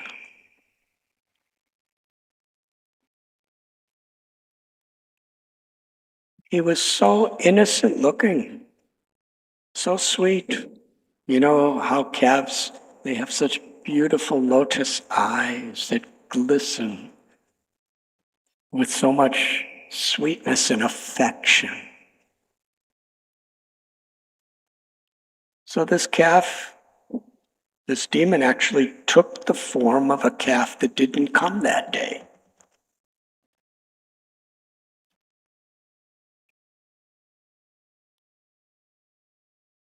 Nobody detected except Krishna. Krishna secretly went to Balaram, said, you see that calf? That calf is deceiving us. He's a powerful demon who has taken disguise. Krishna walked up behind the calf. Because Bakasura was secretly trying to kill Krishna and his friends in such a deceptive way, Krishna reciprocated. And he came behind Vatsasura, so Vatsasura didn't even know he was there. And suddenly Krishna grabbed by his hind legs and whirled him around over his own head. He spun him so fast that Bakasura, due to being so dizzy, he left his body. And Krishna whirled him to the top of a tree and assumed his original huge, horrible, demoniac form. The demigods showered flowers to celebrate, and the cowherd boys clapped their hands and jumped up and down and said, "Well done, well done." But after a few days, the Gopas said to Krishna that we are not going to play with you anymore. Krishna said, "Why?" They chastised him. "You killed a female calf." Gopal said, "That was a horrible demon. He took that form to kill all of us. I saved us." They said, "We know what you're saying is true, but still, she was a calf. And therefore, we will not be touched by you or associate with you." Krishna asked, "What should I do?" They said, "You must purify your sin by bathing in the Ganga." Now Krishna, with his mind, he called Mother Ganga to come to Vrindavan. With his mind, Manasi, he called her. And Mother Ganga, waiting, longing, yearning, praying for this opportunity, she appeared and filled the beautiful lake that became Manasi Ganga. And all the cowherd boys were very happy, and it became a favorite place for them to play. And Krishna bathed, and everyone was satisfied. Soon after, Nanda, Yashoda, the elder Gopas, Gopis, they were hearing a katha from Brahmins. And they were describing the glories of Mother Ganga. They told a story that once Garuda was carrying in his claws a snake. And he was flying over the river Ganga, and a drop of water touched the snake. Suddenly, the snake manifested an eternal, four-armed spiritual form of a resident of Vaikuntha. And Garuda, seeing that that snake had now become a devotee, he put that wonderful personality on his back and flew him to transport him back to Vaikuntha for eternal loving service. Upon hearing this story, the Vrajavasis had such nice faith in the Brahmins. They said, "We should all go to the Ganga on a pilgrimage." So everyone agreed. Krishna happened to see Nanda Maharaj and the cowherd men loading various paraphernalia on ox carts. And he said, "What are you doing?" And they told him the story. "We're going on pilgrimage to Ganga." All the holy places in all the universe are forever existing in Vrindavan. Just like all the incarnations and all the expansions and all the plenary portions are all within Krishna. And all the goddesses and all the devis and all the goddesses of fortune and all the consorts of the Supreme Lord are all eternally residing within Srimati Radharani. Similarly, all the spiritual abodes and all the holy places and all existence are forever existing within Vrindavan. Because Srimati Radharani is Vrindavaneshwari. And Vrindavan is an expansion of Krishna himself. It is his eternal abode. So Krishna told Nanda Maharaj, there's no reason to go on pilgrimage anywhere because the pilgrimage is right here. Ganga is here. Come, I'll show you. And he took Nanda Maharaj by the hand, and he and all the Brijavasis came to Manasi Ganga. And just to make his words ring completely true to all the Brijavasis, immediately, Ganga Mai, the goddess of Ganga, with her full splendor, she appeared, riding on a royal, majestic, beautiful crocodile.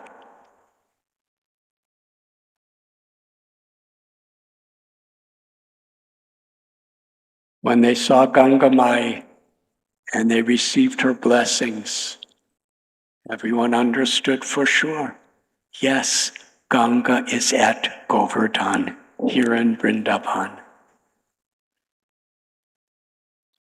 And this particular story that we are speaking is taking place on the day of Diwali.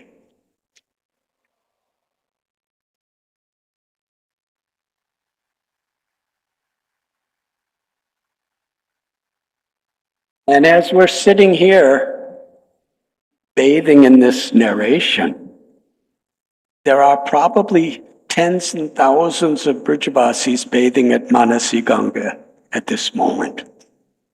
It is a tradition in Vrindavan for generations and generations on the day of Diwali to come to Manasi Ganga to take bath and to offer lamps. Just as in Ayodhya when Ram returned, they welcomed him with lamps of love. The Brijavasis, to celebrate Krishna bringing Mother Ganga into Braj Bhumi, they offer her the lamps of their love.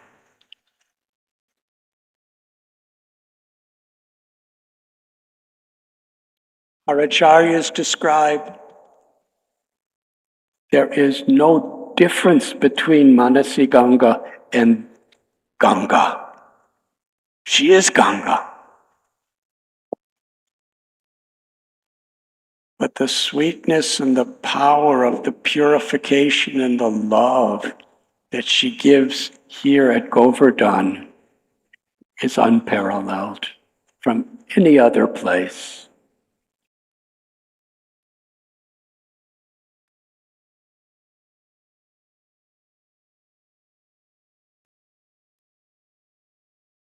The Goswamis describe that one night, as it was getting darker and darker, Sri Radharani and gopis, they were carrying pots of ghee and butter and yogurt and sweets, and they needed to cross the Manasi Ganga. At that time, it was a very large lake.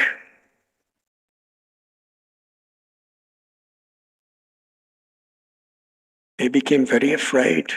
As it was getting darker and darker, there was no way to cross. Krishna put on the robes of a boatman and actually disguised his true identity. He appeared like a boatman, and he had a really old boat. And gopis called out to him, "Oh, boatman, boatman, please carry us across before it gets too dark." And the boatman said, "Well, you have to pay. I said, what do we pay? He says, give me all your sweets. So they gave all the sweets after some negotiations, and Krishna ate them very nicely. And then they got in the boat, and he began to row.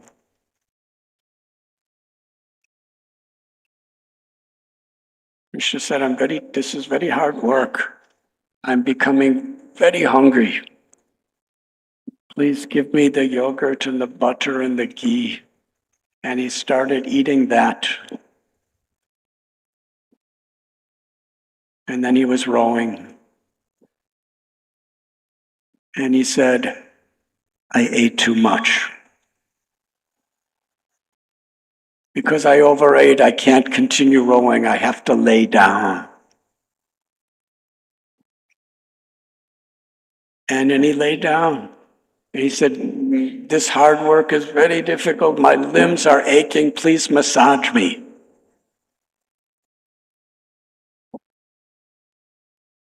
Then he started rowing again. He said, there's too much weight on this boat. You have to take off all your jewels and your ornaments and throw them in Manasi Ganga. Gopi said, if you don't take us across, we're going to throw you in the Manasi.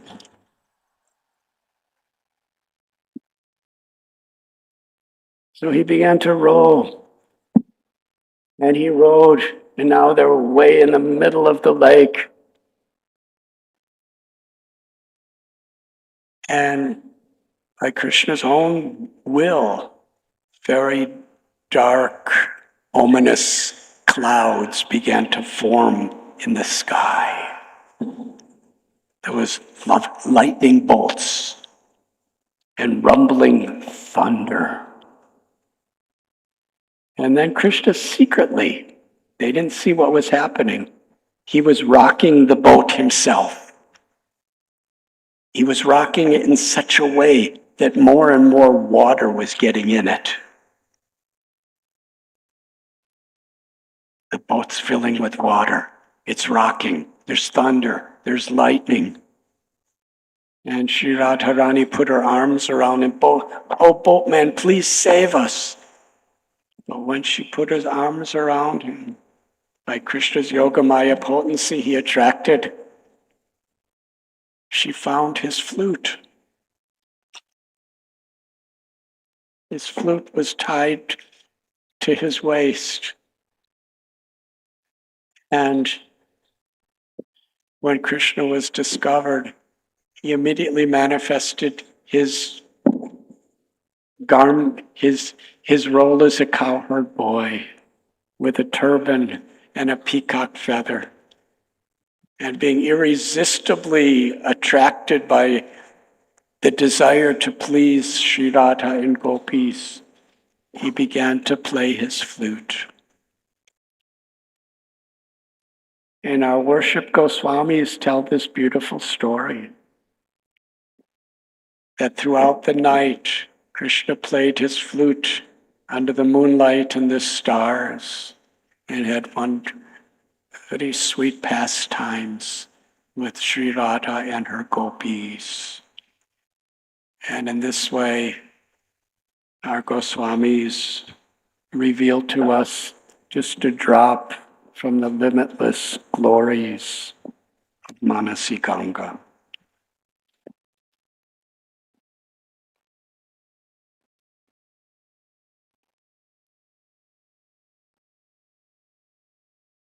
On the banks of Manasi Ganga, there's a little hill.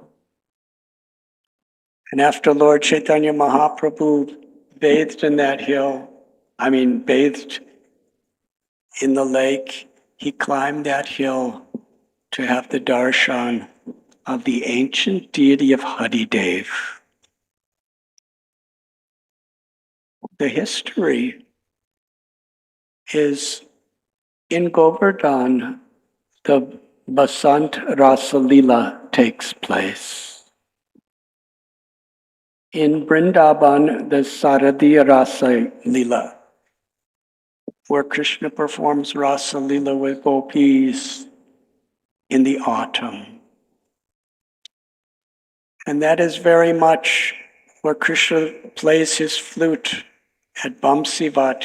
He calls so many gopis. Here at Govardhan, when he plays his flute at the Rasastali, he calls specifically most confidential gopis of Sri Radha's associates. So it's a very special spring Ras Leela. And this subject is described in the writings of Jayadev Goswami and Gita Govinda. Sri Chaitanya Mahaprabhu with Ramananda Rai and Swarup Damodar Goswami at the Gambira in Puri would often discuss these beautiful pastimes. One evening, when gopis and Srimati Radharani were waiting for Krishna, time passed. They waited, and they waited, and they waited. Yugayatam nameshena chakshushakravrashayatam. Sunyayatam jagat sarvam. Govinda virahename. This is the love of the gopis. Srila Prabhupada describes they criticized Lord Brahma because he created the human body with eyelids. And eyelids involuntarily open and close.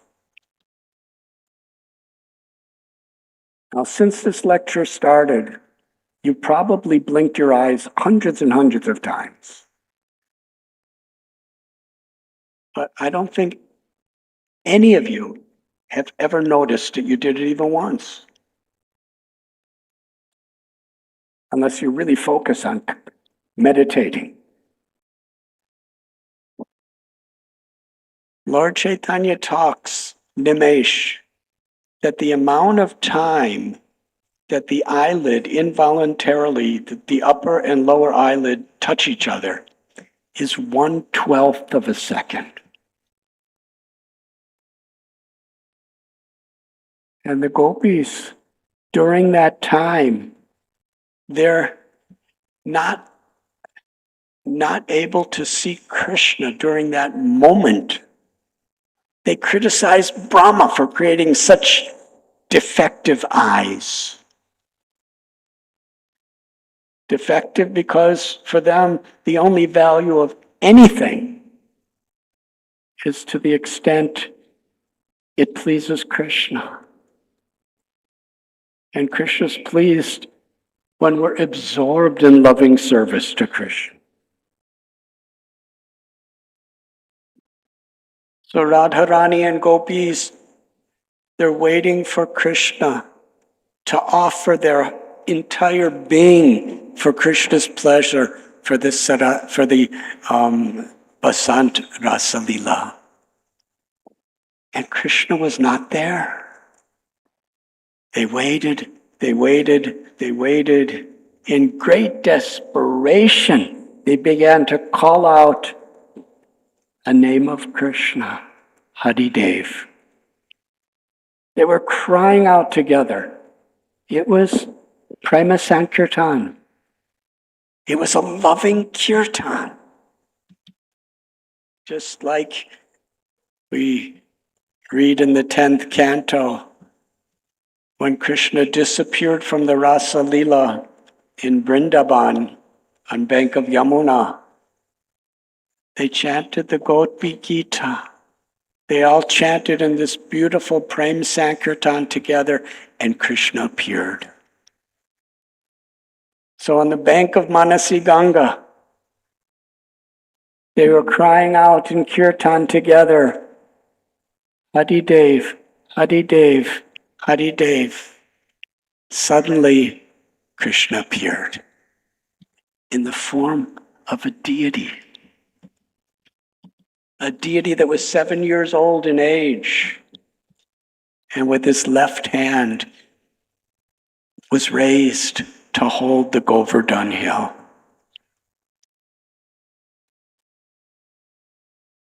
Giridhari, the lifter of Govardhan hill, whose charming form forever enchants the hearts of the devotees. Gopis with water from Manasi Ganga, with fragrant blossom flowers, with lamps, with prayers, with song, they worshipped Haridev. And then Krishna came, and they performed their beautiful pastimes. But from that time, the gopis would regularly come to worship the deity of Haridev, Krishna, the lifter of Govardhan hill. Sometime later, Vajranabh, the great-grandson of Krishna, re-established and formed a temple for Haridev.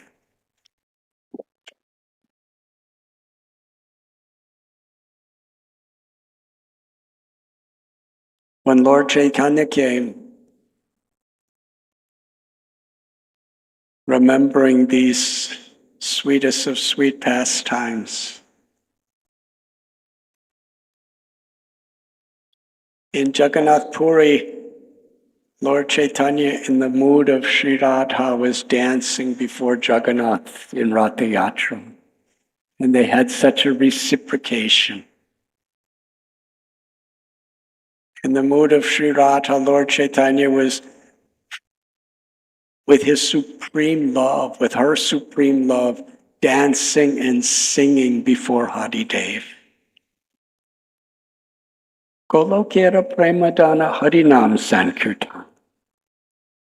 In the spiritual world of Goloka, the congregational chanting of the holy names and dancing in pure love is an eternal, ever-existing pastime. Sri Chaitanya Mahaprabhu, when he appeared, Radha Bhavaduti Suvalitam Nomi Krishna Swaram Swarupam, he came with many of his most confidential associates from Goloka. He manifested Goloka Vrindavan in the form of Navadvip, none different than Vrindavan. And he also brought with him this eternal, supreme loving pastime of Sankirtan. Kali Kale Namrupe Krishna Avatar. Shri Radharani and Krishna have descended, incarnated with their full opulences, with their full sweetness, with their full mercy and love, in their holy names. Nayanam Kalara Shudaraya. Sri Chaitanya Mahaprabhu prayed in this way. So Lord Chaitanya Mahaprabhu, in great ecstasy, just beside Giriraj, Govardhan Hill, at Manasi Ganga, he was dancing before Haridev. It was such an ecstatic pastime that Brijabasis from so many villages all around came just to see the beautiful golden form of Mahaprabhu singing and dancing. And the pujaris of the Haridev deity, they welcomed, they honored, they offered gifts and prasad to Lord Chaitanya. And then Sri Chaitanya Mahaprabhu, he went to Ramakund. Ramakund is the place where, after Indra was defeated by Krishna, he wanted to perform an abhishek and coronate Krishna as the supreme god of all gods. And that took place at Govindakund. But various divine personalities were invited to come to participate. And Lord Brahma was going to be the head priest for the coronation of Krishna as Govinda. And Brahma brought divine celestial waters and kept them in what is now called Brahma Kund. Sri Chaitanya Mahaprabhu, after dancing with Haridev, he bathed in Brahma Kund. His assistant Balabhadra Bhattacharya cooked lunch prasad for him there. Lord Chaitanya Mahaprabhu had prasad. He rested there. And then he returned to Haridev, where he spent the whole night. And then performed Govardhan Parikrama. At Manasi Ganga is the temple of Chakaleshwar Mahadev.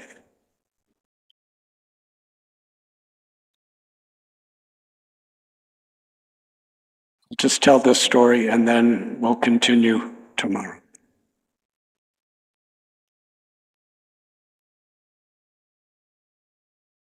During the time of the Govardhan Puja and what happened after the storms of Indra, Krishna lifted Govardhan Hill, Haridev, with the little finger of his left hand, and for 7 days and 7 nights, he engaged Giriraj, as an umbrella to protect his devotees,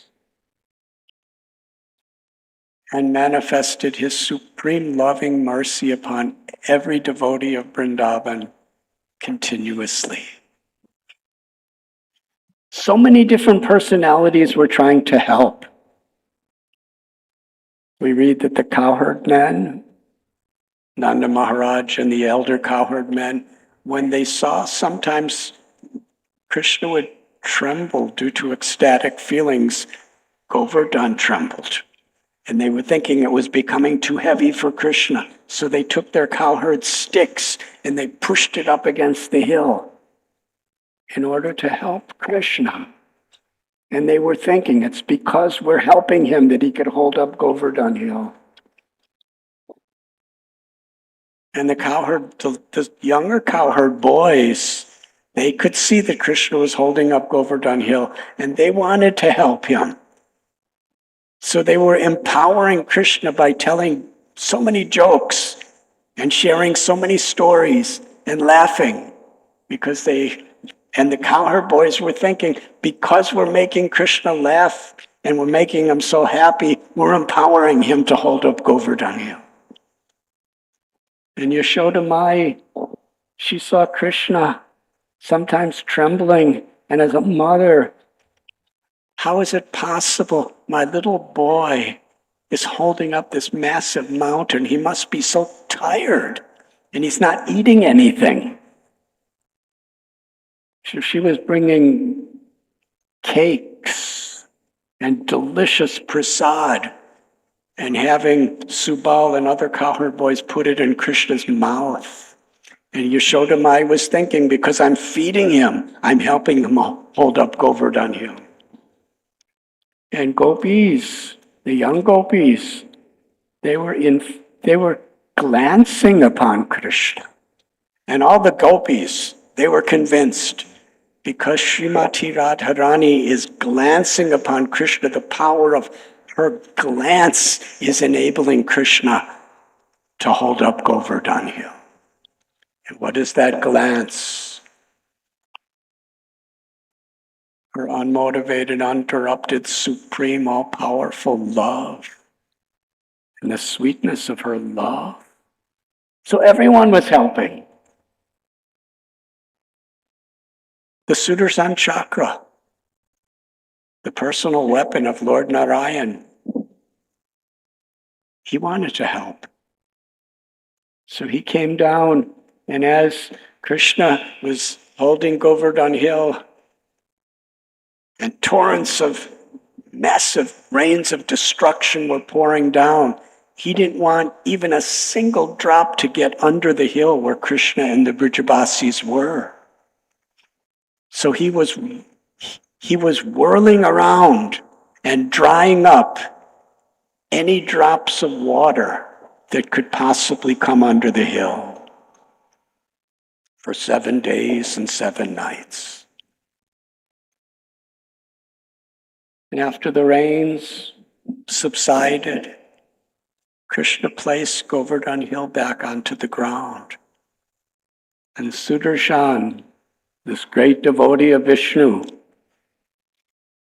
he surrendered to Gopal. He said, I have been your associate forever, but I have never experienced such loving pastimes as what I witnessed with you and the Brijabasis under Govardhan Hill. Please give me a place to reside here forever. And Gopal,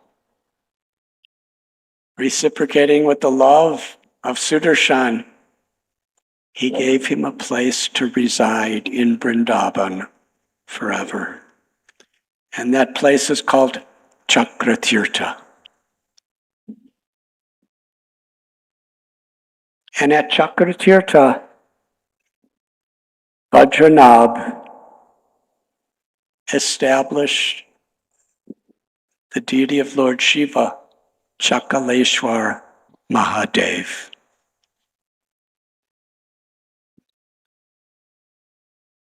It became a bhajan kutir for Srila Sanatan Goswami.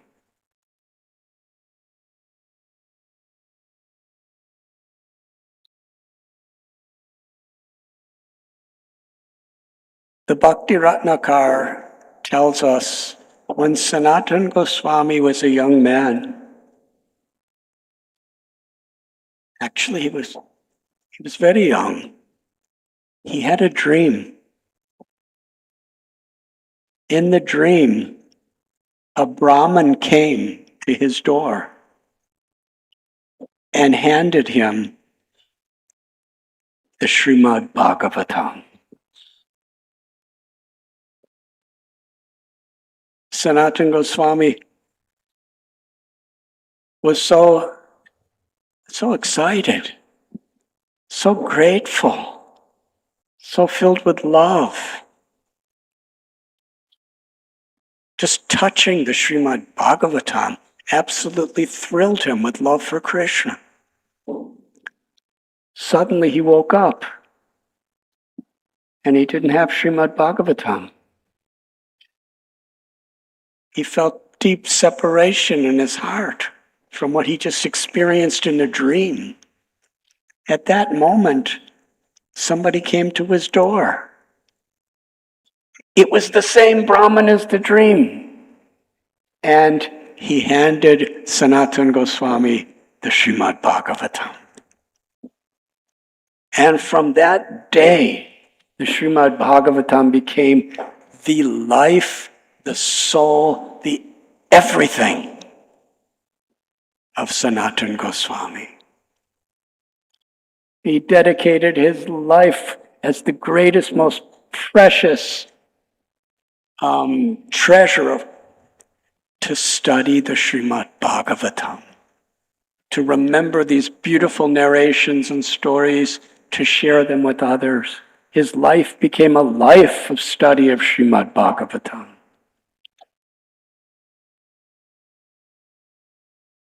Later, we read he and his younger brother Rupa Goswami and Anupam, the 3 brothers, they were obliged to take the role of the chief ministers for the Nawab Hussain Shah. He was a very cruel, arrogant king of the Bengal region.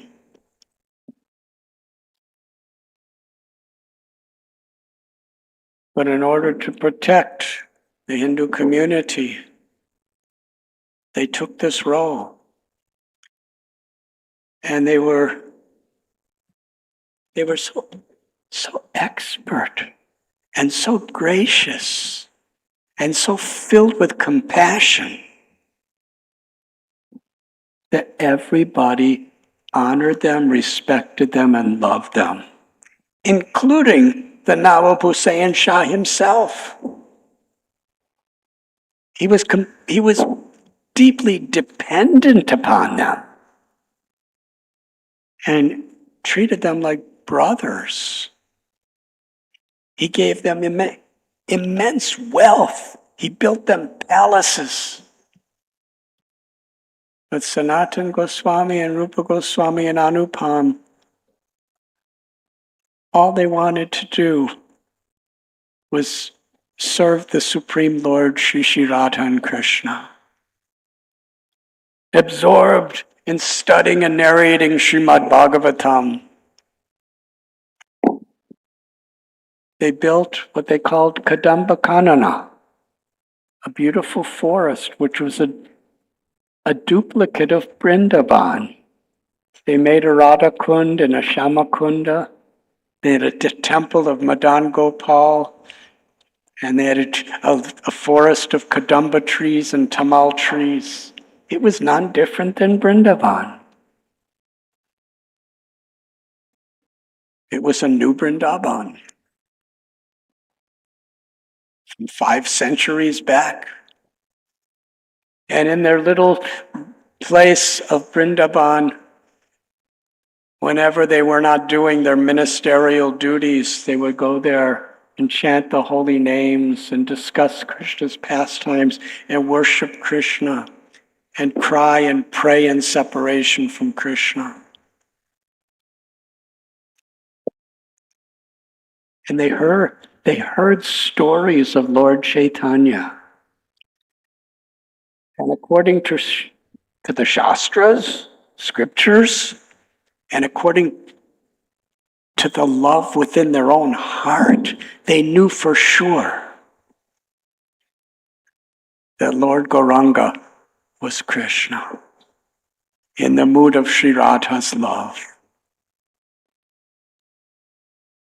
Lord Chaitanya was keeping it secret except from his most confidential associates. Although they never saw the Lord, just by hearing about him, they had that faith. They wrote letters to him.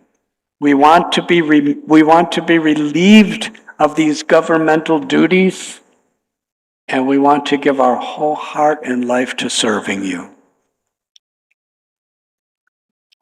Bhakti Ratnakar describes they wrote repeated letters, but they never got a reply. And finally they got a reply. And it was very esoteric. Lord Gauranga, who is now Sri Krishna Chaitanya, he essentially told them that you should continue doing your duty as if you're completely attached, but be totally detached. And Krishna will soon save you by his mercy. So they carried on. And during Lord Chaitanya Mahaprabhu's first attempt to go to Vrindavan, as he left Puri, all of his devotees came with him. Except Gadadhar Pandit, Lord Chaitanya told him, you are a pujari of Tota Gopinath, you must stay and worship the deity. Sri Chaitanya Mahaprabhu took this deity worship seva very, very seriously. Because for Mahaprabhu, the deity is Krishna, the deity is Sri Radha. And they're fully manifested according to our devotion. When Lord Chaitanya took a detour out of the way and went to Ramakeli, where Rupa and Sanatan were living, And when they came, there were millions of devotees from all the villages and all the towns that joined his kirtan. And this is a very wonderful story. The Nawab Hussain Shah outlawed any public demonstration of Hindu religion. And anyone who dared to do any puja or anything outside of their homes in secret, he would plunder them, he would punish them, he would imprison them. And here's Lord Chaitanya dancing in the middle of the street of the capital of the Nawab Hussain Shah in Ramkeli, with millions of people loudly calling out the holy names.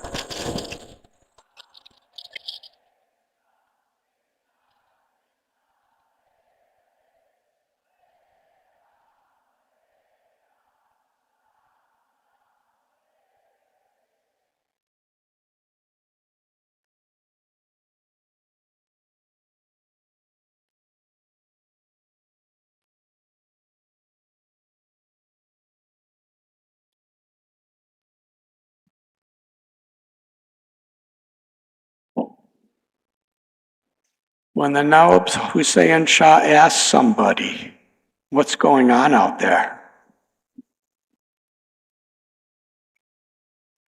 One devotee, or one person, some of his servants, they said, there's this saint, a Hindu saint. He's a beautiful golden complexion. His arms are so long they extend below his knees. His eyes are like fully blossomed lotus flowers that practically come to his ears. And he's so beautiful. His nose is like a sesame flower. His lips are like a bimba fruit. And he's roaring out the holy names and he's dancing. And I cannot tell you how many tears are pouring from his eyes. It's like the Ganga constantly flowing. And everybody's crying and everybody's chanting. And I've never seen anything like this. Well, he called a Keshava Khan, who was one of his ministers, who was a devotee. He said, who is this person out there? And Keshava Khan knew he was Lord Chaitanya. And he didn't want the Nawab Hussain Shah to send the militaries, because what he was doing was totally against the law. He said, don't listen to all this rumors and gossip. He's just an ordinary beggar who's just coming, and don't pay attention to him. And the Nawab Hussain Shah said, how dare you commit such an offense? He's the supreme personality of Godhead. He's the absolute truth. He is my beloved Lord Allah. He's come in this form. In order for me to get anybody to follow me, I either have to punish them or I don't. If they don't, or I have to pay them. But he has all these people surrendering their lives completely to him, and he's not giving them anything. It's just his beauty. It's just his mercy. He's God. How dare you call him an ordinary beggar? I declare he could do anything he wants. But Rupa and Sanatan sent a message to Lord Chaitanya that he could change his mind anytime. But Lord Chaitanya was dancing so ecstatically, they had them for hours and hours and hours and days. Nobody could give him the message. But then Nityananda Prabhu somehow got Lord Chaitanya to stop the kirtan. And in the middle of the night, Rupa Goswami, Sanatan Goswami, Anupam, they secretly, incognito, they went to Lord Chaitanya and they surrendered their hearts, they surrendered their lives, and their prayers of the deepest, most genuine and pure love and humility. Sometimes Lord Chaitanya would say to Sanatan and Rupa, your humility is breaking my heart. What does it mean to break the heart of Krishna? Krishna's heart is the reservoir of all love. And Lord Chaitanya's heart is Srimati Radharani's heart. Her infinite love is there. It is described that the Pancha Tattva, they broke open the storehouse of Prema Bhakti and they tasted the nectar and distributed it.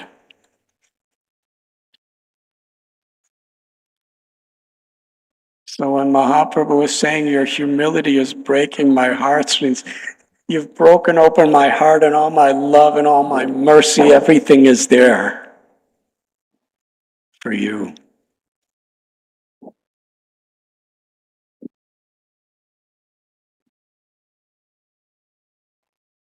Chaitanya Mahaprabhu, it was his plan that Rupa and Sanat come to Vrindavan to establish Vrindavan as a holy place.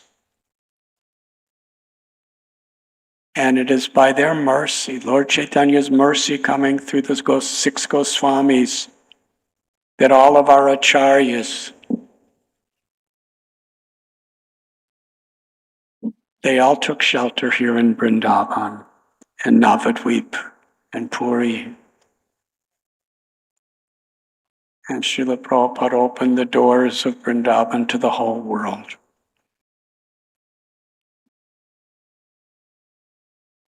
Sanatan Goswami told Lord Chaitanya that going to Vrindavan with so many people, you will not be happy. Go alone or with a few. The power of Sanatan Goswami's devotion was so great. Sri Chaitanya Mahaprabhu, who was longing for years and years to come to Vrindavan, and finally he's on his way. He's already gone hundreds and hundreds and hundreds of kilometers. He proclaimed, I'm going back to Puri. And when he returned to Puri, he told devotees that because I hurt the heart of Gadadhar Pandit by not allowing him to come, Krishna would not let me go to Vrindavan.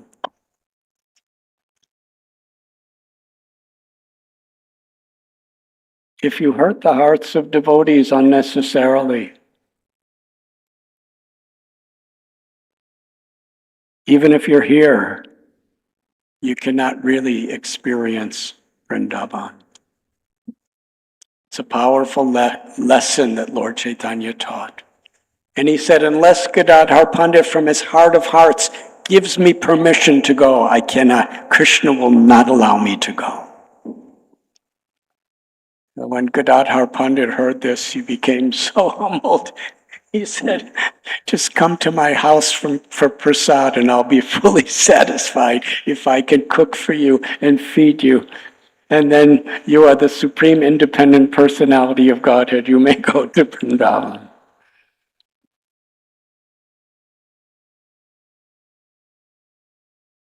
On his next journey he went to Vrindavan, and on his way back to Puri, after 2 months here, he met Sanatan Goswami at Varanasi.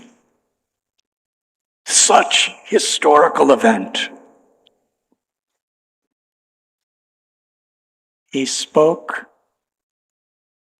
for 2 months, for 60 days, throughout the day, every day.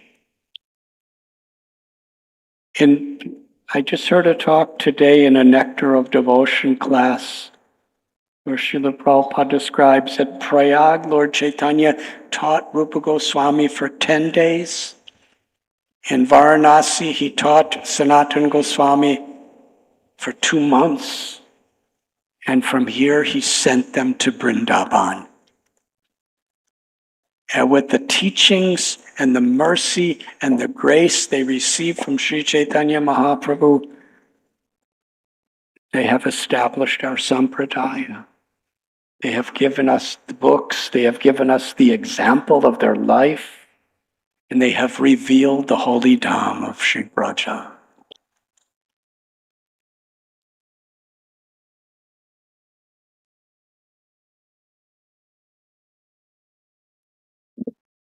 After 2 months, Sanatan Goswami just wanted to go with Lord Chaitanya to Puri. How could you give up the association of Sri Chaitanya Mahaprabhu? Rupa Goswami, by his own experience, realization, and knowledge, he revealed that Sri Chaitanya Mahaprabhu is more munificent than even Krishna. But Sri Chaitanya Mahaprabhu, for the sake of revealing Vrindavan for the world, he ordered Sanatan, you go to Vrindavan. You can come once to visit me in Puri.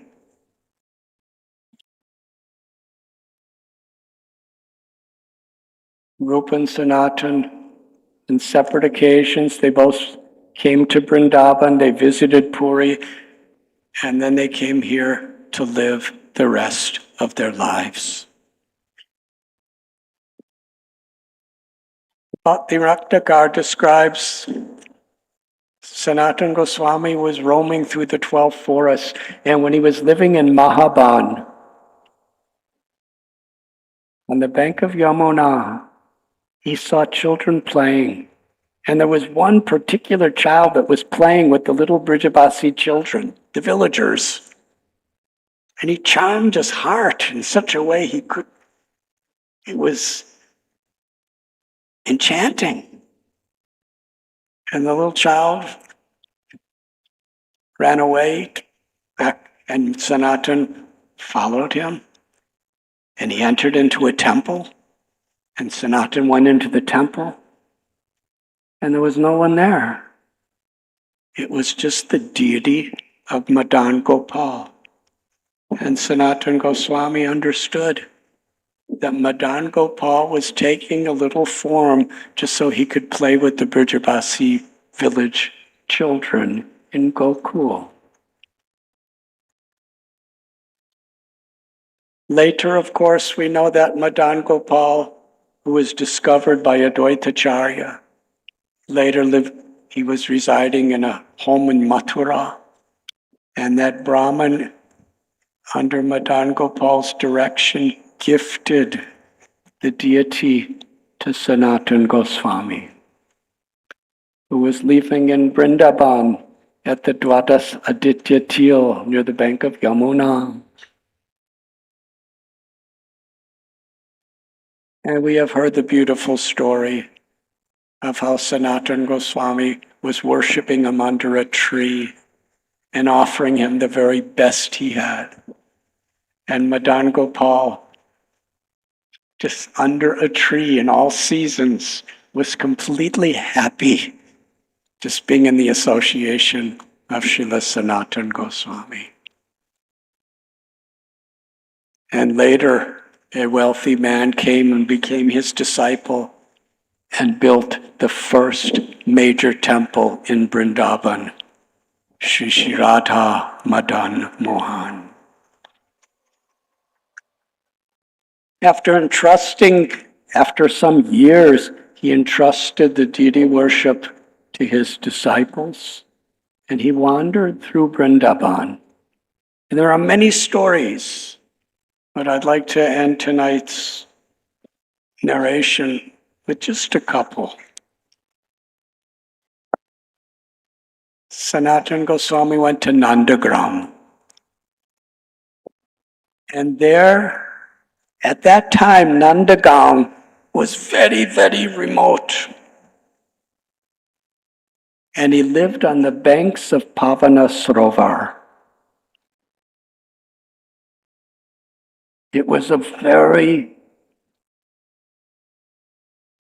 secluded forest. There was hardly anyone around. It was considered a dangerous forest.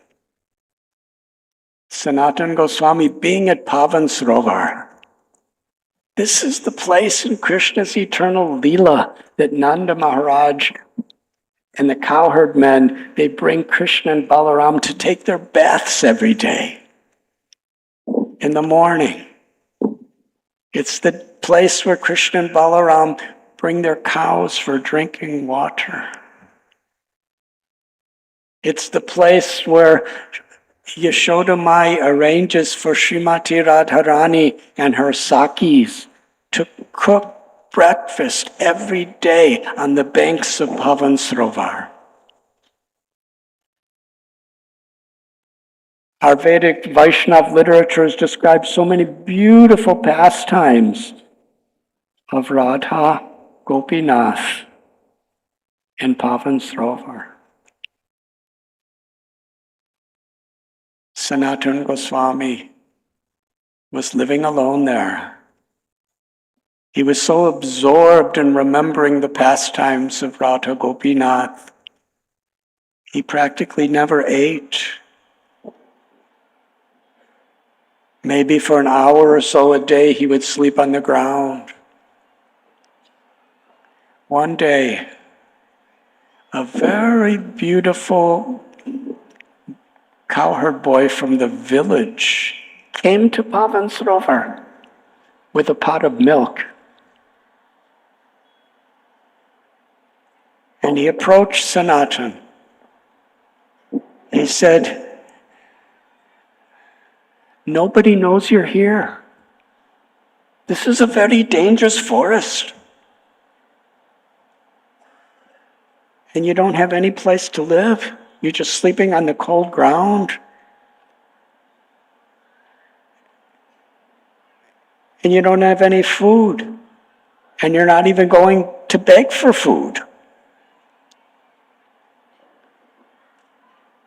The only reason I know you're here is I've been herding my cows and I've seen you here. And let me tell you that if the Brijabasis find out that such a great saint like you is sleeping just on the ground in the forest, it will break their hearts, and it's breaking my heart. I brought you this milk. Please accept it. And please let us build a bhajan kutir for you to stay. That will make all of us, all the Brijabasis and myself, so happy." Sanatan Goswami just listened. And the little cowherd boy, he said, "I'll come back later and pick up the pot." The boy ran away. He said, "I have to go help my father milk the cows now." When Sanatan Goswami, all alone, drank that milk, something happened. That milk was Krishna's infinite, intimate, inconceivable love for his devotee in the form of milk. We read about how when the cows gave milk for Krishna, it was their ecstatic motherly love. And that's what Krishna tasted. When Yashoda Mai fed Krishna her own milk, it was Krishna tasted her love. And here, Krishna is giving his love in the form of milk to Sanatan Goswami. Who is this Sanatan Goswami? When he tasted that milk, tears began pouring from his eyes. His hairs were standing on end. His limbs were trembling. His heart was flooding over with ecstatic love for Krishna. And by that experience, he understood that that little cowherd boy was Krishna. And Krishna's asking me to have a bhajan kutir. And then Krishna, knowing everything, he arranged the Brijabasis to come to Pavan Sarovar and build a nice, simple bhajan kutir for the happiness and the protection of Sri Sanatan Goswami. And Sanatan Goswami, simply for the pleasure of Krishna and the devotees, he accepted it. He would travel from village to village. And he became so dear to all the Brajavasis. When he would arrive at a village, he knew the whole village would come to the outskirts to greet him. They would be chanting the holy names of Krishna in Sankirtan, knowing how that pleased Sanatan Goswami. And he would ask, how is your wife? How is your husband? How is your children? How is your parents? How is your cows? How is your crops? How is your health? Such ordinary concerns and interactions, but they were filled with Vaishnav love and care. And in this way, he completely captured the hearts of all the residents of Vrindavan. He would stay the night and discuss Krishna with all the residents, and then the next morning, when he would leave, they would all be weeping and crying in separation and see him to the outskirts, and he'd go to the next village, and the same thing happened. And one village, they were so overwhelmed. They were begging and pleading and praying for Sanatan Goswami to stay an extra day. And he did. And to this day, the name of that village is the place he stayed an extra day.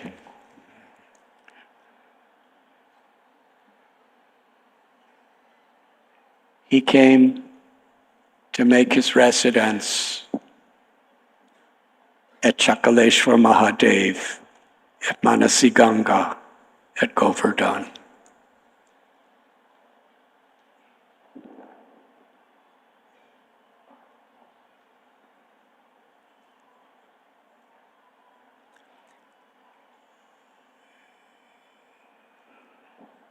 He would write his transcendental literatures there. Right beside the ancient, all-merciful form of Lord Mahadev, Chakaleshwar,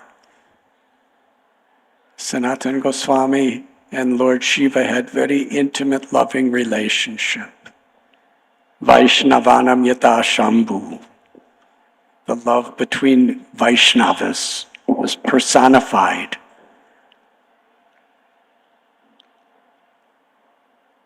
He would take one leaf at a time and put in a little fire to give enough light so he could continue writing his books, etching on palm leaves, letter after letter.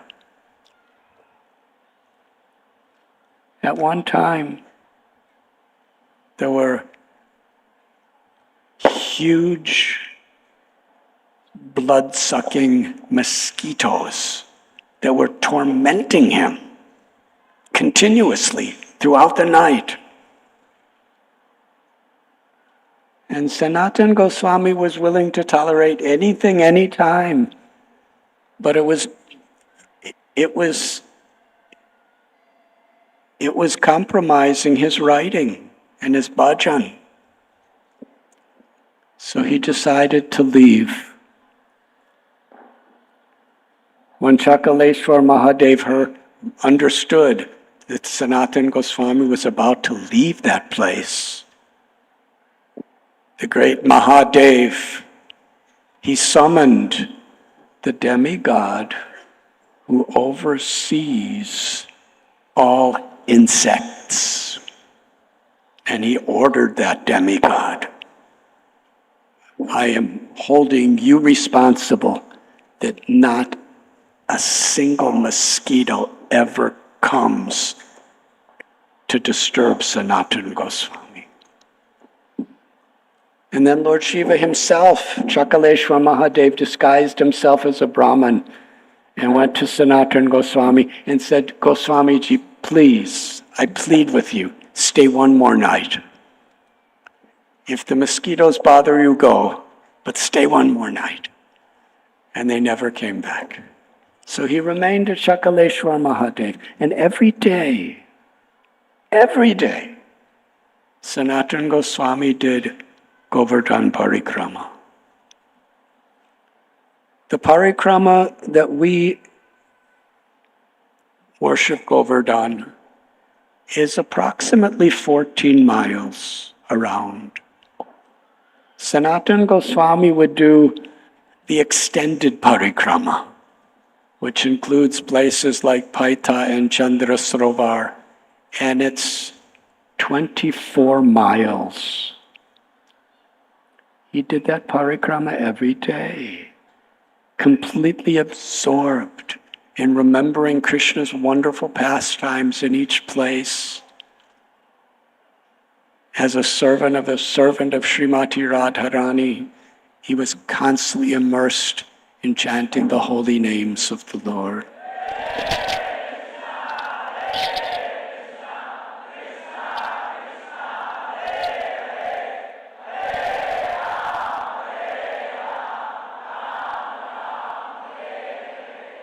As he was growing older, it was very difficult, but he never considered even doing the smaller parikrama. But it was paining the heart of Govardhandhari Krishna to see him struggling so much every day. So one day again, Krishna had special leela with Sanatan Goswami. He disguised himself as a village cowherd boy. And by his Yogamaya potency, Sanatan Goswami could not detect him. The little boy came to Sanatan Goswami and said, Goswamiji, you are very old. You are struggling so hard to do this parikrama. You don't have to do it anymore. It's not necessary. And Sanatan Goswami was so humble. He said, I must do it every day because it is my service to Krishna.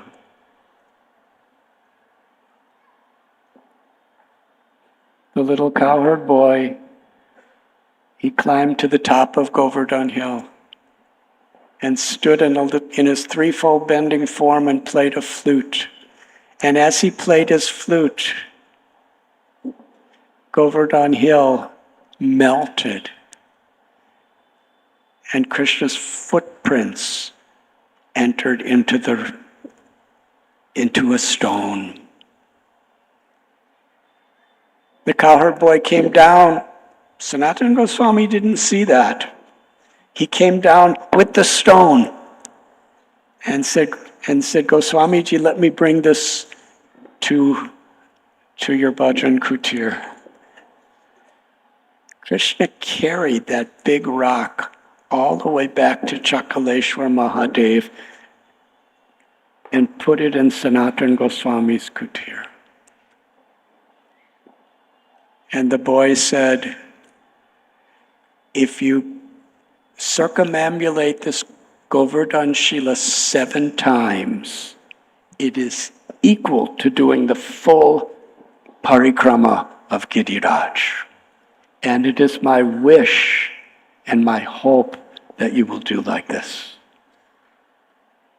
Then the boy left. And Sanatan Goswami saw in the stone was Krishna's footprint. And also the footprint or the hoof print of a cow. And a print of Krishna's cowherd stick. And as he reflected, Krishna within his heart revealed that little boy was Krishna himself,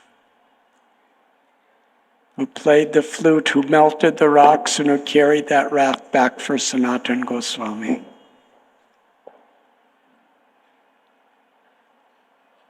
In his old age, every day the Brijavasis would come to meet him.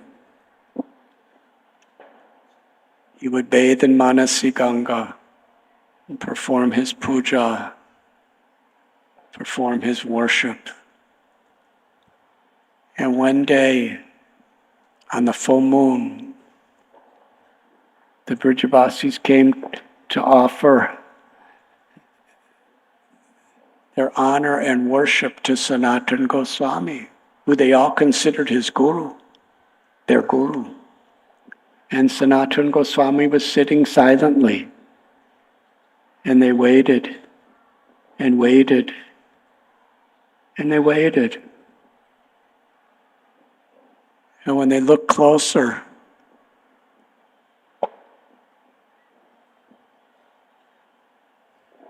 his life had departed from his body. Sanatan Goswami had disappeared from this material world. The Brajavasis were beside themselves in grief.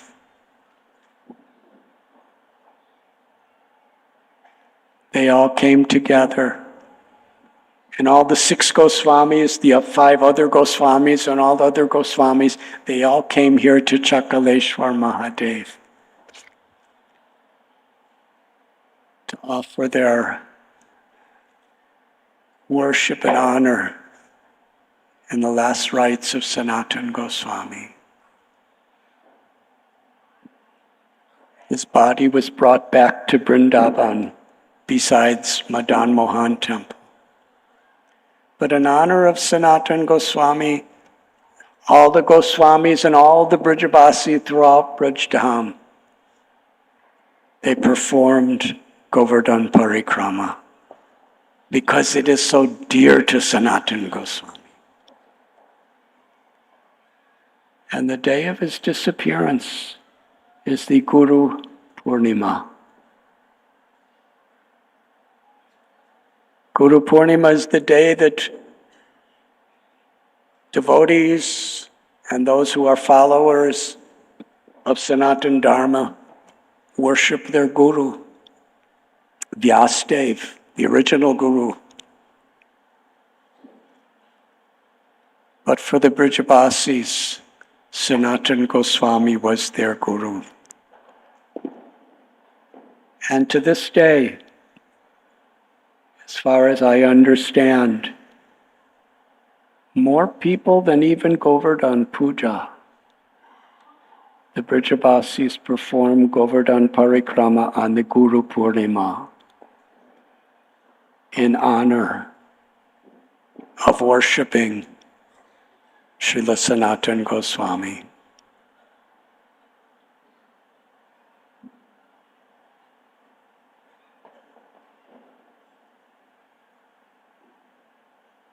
When Srila Prabhupada was in his last weeks, last days,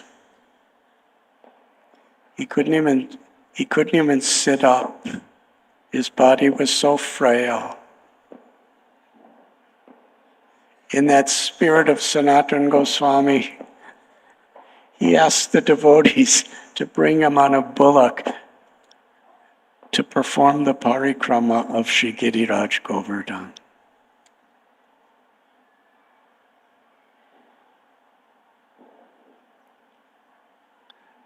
Devotees pleaded with him, cried to him, begging him, please don't go, you cannot live. His doctor was there. He said, he will surely die. Nobody could survive in his condition because in those days there was no pavement like now.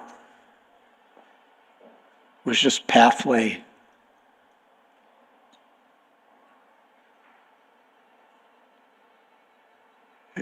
And Srila Prabhupada's beloved godbrother, Srila Krishnadas Kaviraj Goswami, Srila Krishnadas Babaji Maharaj, seeing the emotions of the devotees, he appealed to Srila Prabhupada. And this is very important. Krishnadas Babaji Maharaj was one of Srila Prabhupada's dearmost friends and godbrothers. And many devotees, Shrutikirti Prabhu, Malati Devi, you may have witnessed the spontaneous, intimate, loving relationship they had with each other.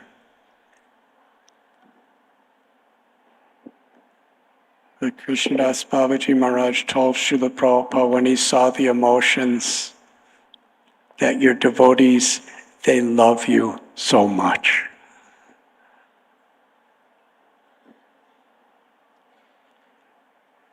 And on the basis of the love of the devotees, Srila Prabhupada, he remained at Krishna Balaram temple. But after his disappearance, the devotees took a murti of Srila Prabhupada on the Govardhan Parikrama.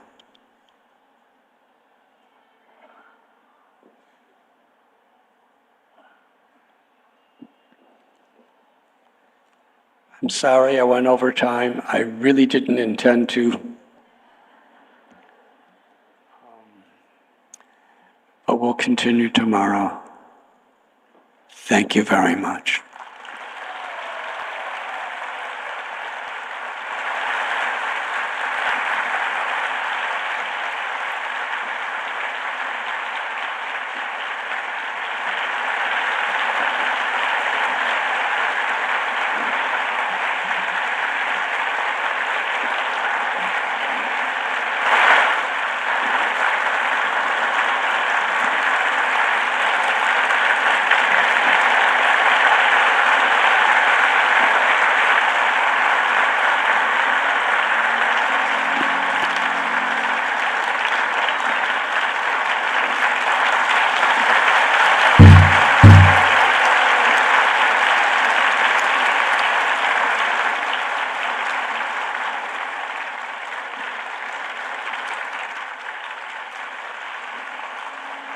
Nama Om Vishnu Padaya Krishna Prestaya Bhutale Srimate Bhakti Vedanta Swami Iti Namine.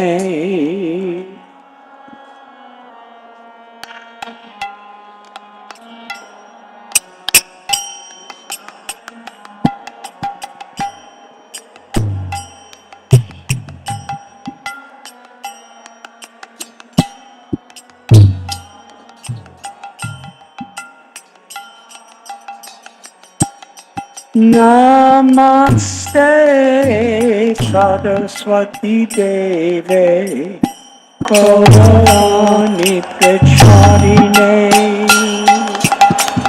Nirvishesha Sunyavadi Asvadyate Satarine.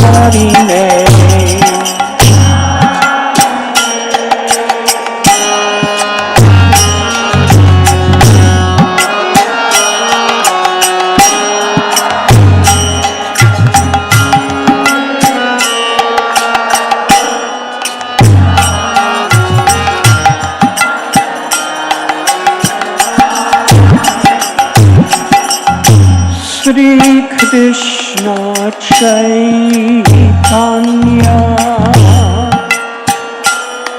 Prabhu Nityananda Shri Advaita Gadadhar Shri Vasadi Gaur Bhakta Vrinda.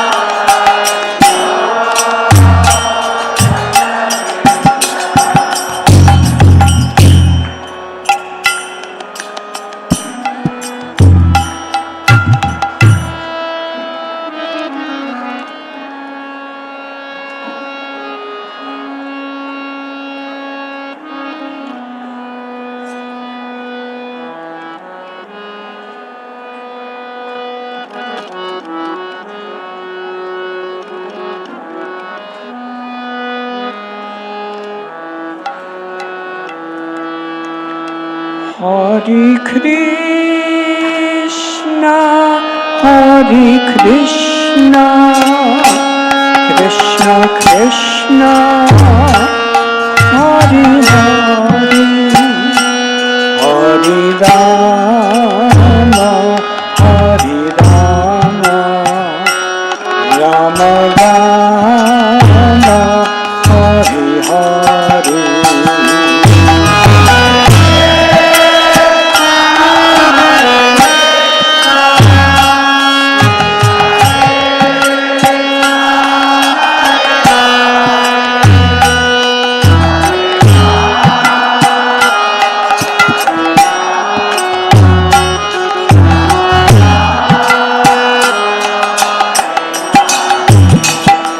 Hare Krishna, Hare Krishna, Krishna Krishna, Hare Hare, Hare Rama, Hare Rama, Rama Rama, Hare Hare.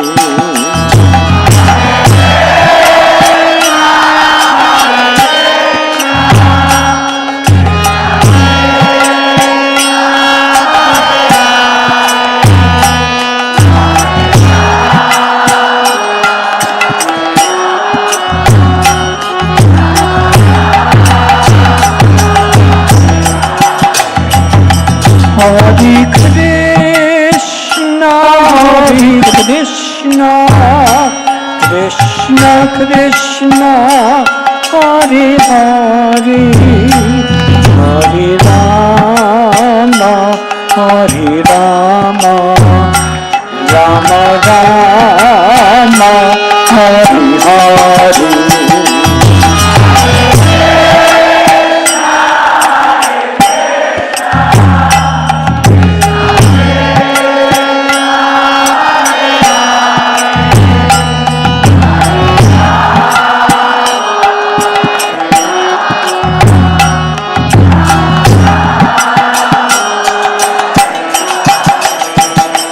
Hare Krishna, Hare Krishna, Krishna Krishna, Hare Hare, Hare Rama, Hare Rama, Rama Rama, Hare Hare.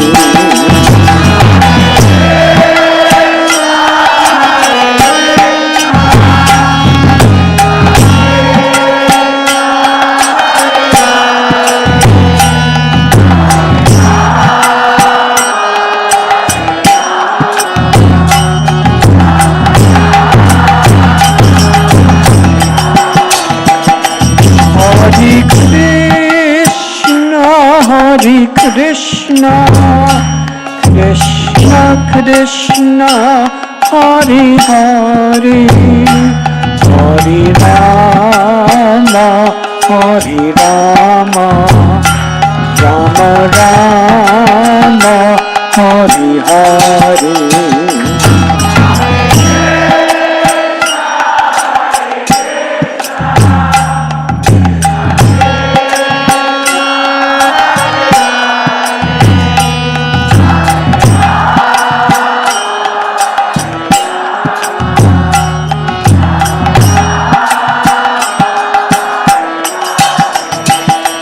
Hare Krishna, Hare Krishna, Krishna Krishna, Hare Hare, Hare Rama, Hare Rama, Rama Rama, Hare Hare. Everyone please.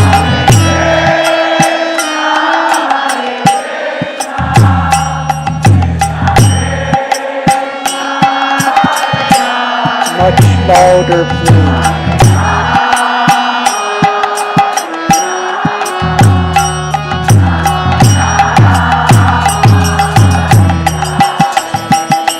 Hare Krishna, Hare Krishna, Krishna Krishna, Hare Hare, Hare Rama, Hare Rama, Rama Rama, Hare Hare.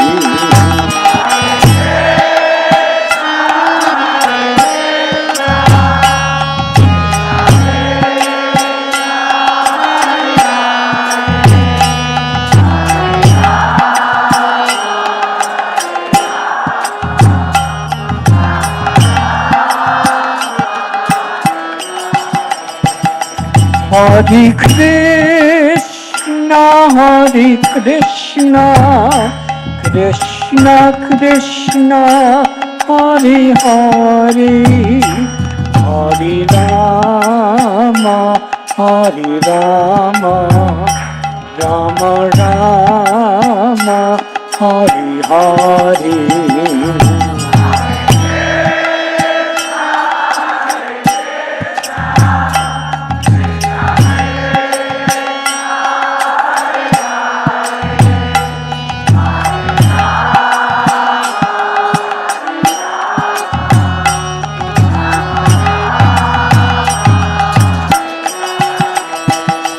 Hare Krishna, Hare Krishna, Krishna Krishna, Hare Hare, Hare Rama, Hare Rama, Rama Rama, Hare Hare.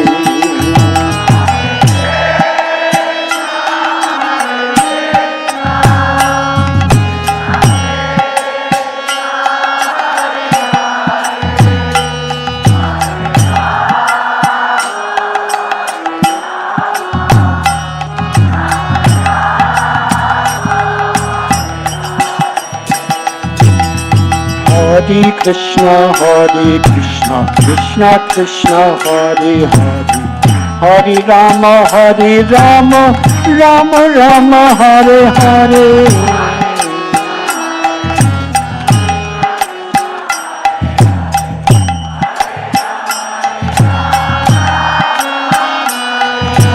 Hare Krishna, Hare Krishna, Krishna Krishna, Hare Hare, Hare Rama, Hare Rama, Rama Rama, Hare Hare.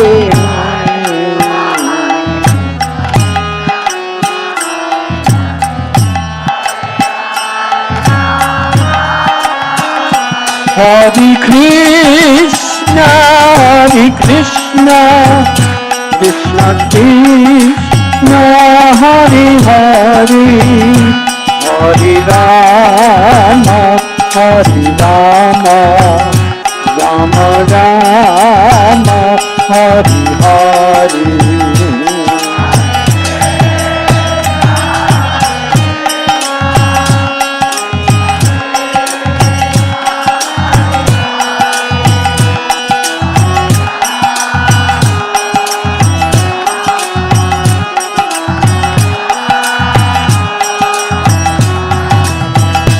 Hare Krishna, Hare Krishna, Krishna Krishna, Hare Hare, Hare Rama, Hare Rama, Rama Rama, Hare Hare.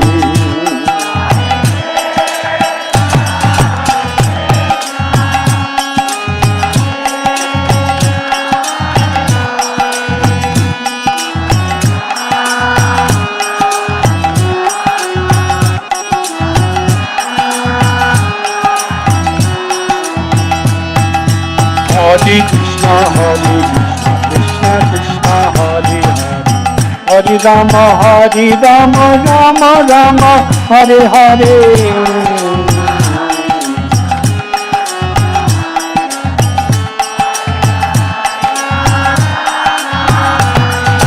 Hare Krishna, Hare Krishna, Krishna Krishna, Hare Hare, Hare Rama, Hare Rama, Rama Rama, Hare Hare.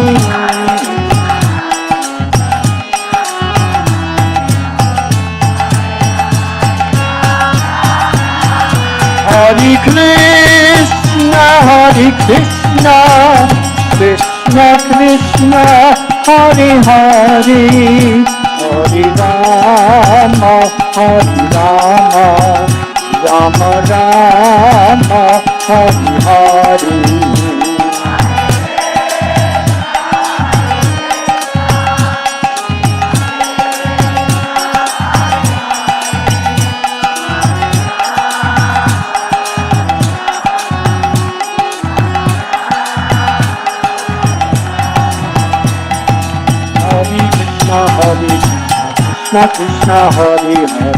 Hare Rama Hare Rama Rama Rama Hare Hare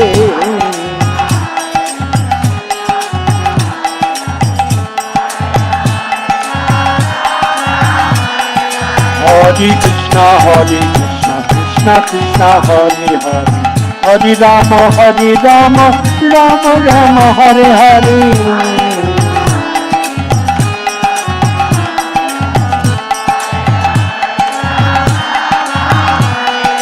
Hare Krishna Krishna Krishna Hare Hare Hare Rama Rama Rama Hare Hare Hare Krishna Krishna Krishna Hare Hare Hare Rama Rama Rama Hare Hare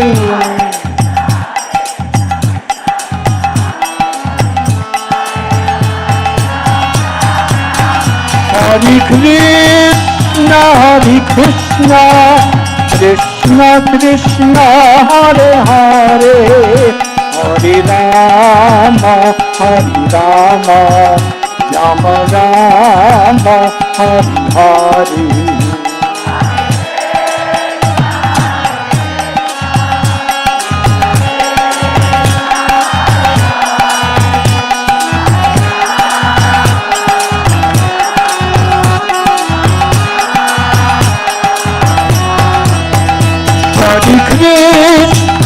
Hare Krishna Krishna Krishna Hare Hare Hare Rama Rama Rama Hare Hare Hari Bol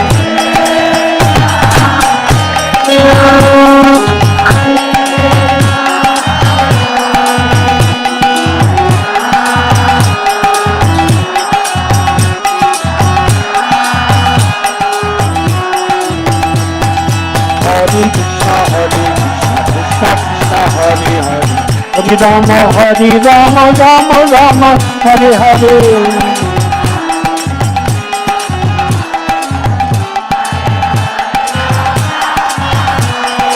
Hare Krishna Krishna Krishna Hare Hare Hare Rama Rama Hare Hare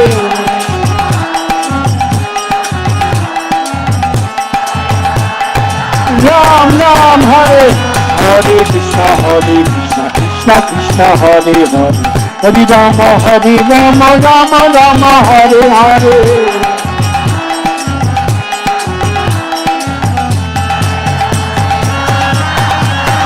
Hare Krishna Krishna Krishna Hare Hare Hare Rama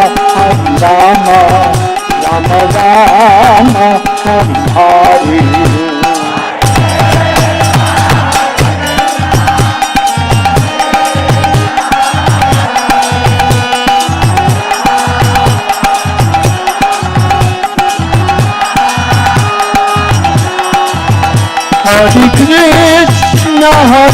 Hare Krishna Krishna Krishna Hare Hare Hare Rama Rama Hare Hare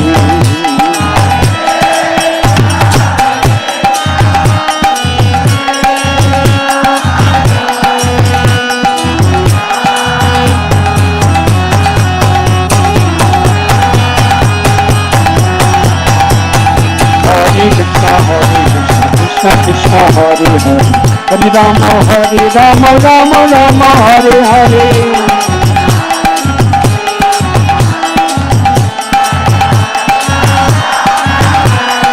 Hare Krishna Krishna Krishna Hare Hare Hare Rama Rama Hare Hare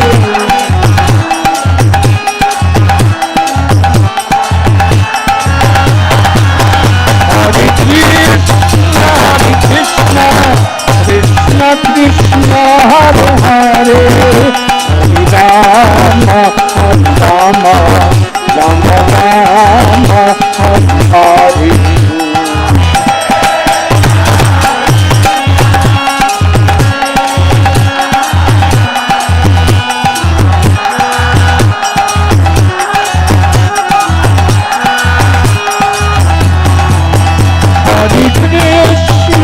Hare Krishna, Krishna Krishna, Hare Hare, Hare Rama, Hare Rama, Rama Rama, Hare Hare.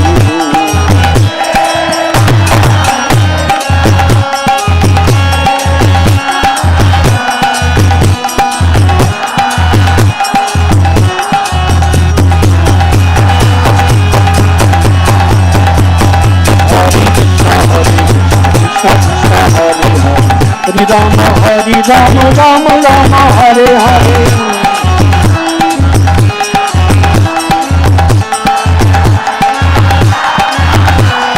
Hare Krishna, Krishna Krishna, Hare Hare.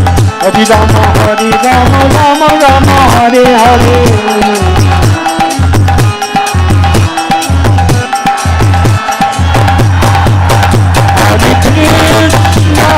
Krishna, Krishna Krishna, Hare Hare, Hare Rama, Rama Rama, Hare Hare.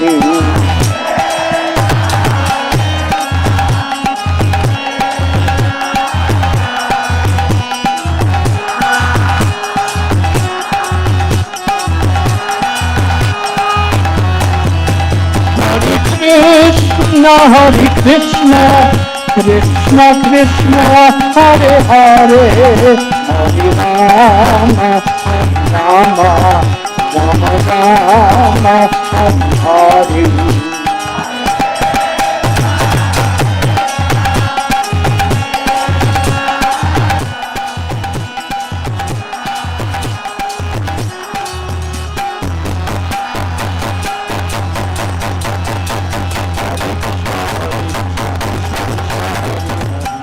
Rama, Hare Rama, Rama Rama, Hare Hare.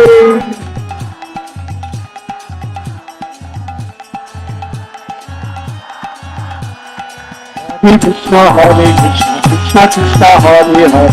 Hare Rama, Rama Rama, Hare Hare.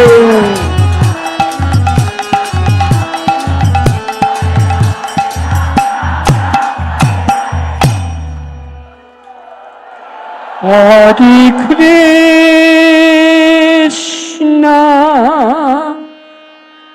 Hare Krishna, Krishna Krishna, Hare Hare, Hare Rama, Hare Rama, Rama Rama, Hare Hare. Everyone, please.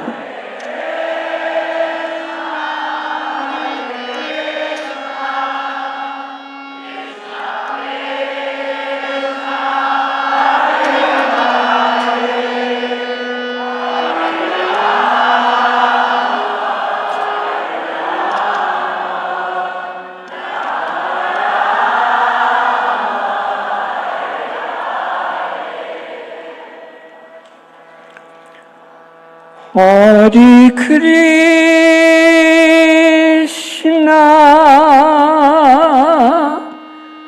Hare Krishna, Krishna Krishna, Hare Hare, Hare Rama, Hare Rama, Rama Rama, Hare Hare.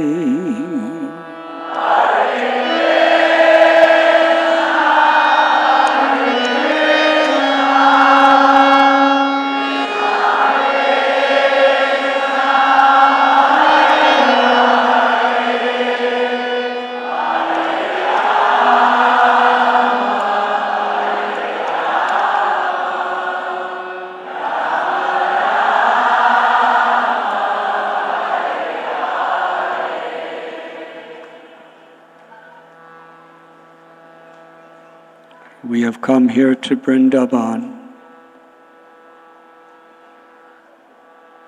to offer our lives, our hearts, through our sincere devotion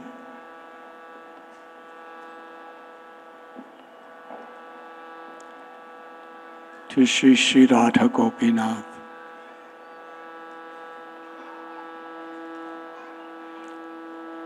Harinam Sankirtan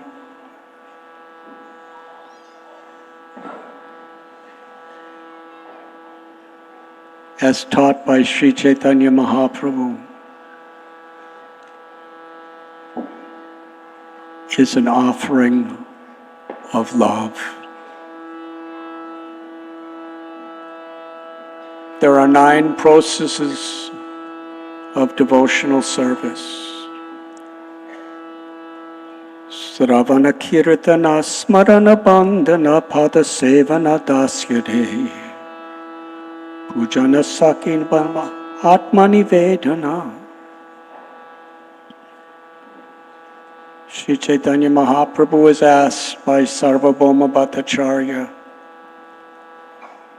of the 9 processes of bhakti, what is the most powerful? Sri Chaitanya Mahaprabhu replied, kirtan. By sincerely performing kirtan, we can fulfill all the 9 processes of devotional service. And with all the processes of devotional service, we are instructed everything should be included with the chanting of the holy names.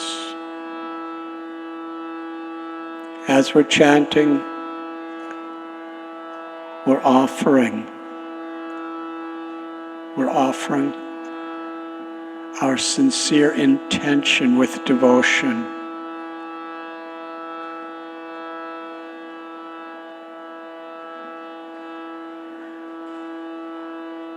In the feeling, the emotion, and the attentiveness of kirtan, we can seek and find shelter at the lotus feet of Sri Shri Radha Giridhari. Everyone, as loud as possible, many millions and millions of times louder than you ever chanted before in your life, here in Govardhan, with your arms raised high, reaching out for the mercy of the Lord. Together, everyone together, let us chant.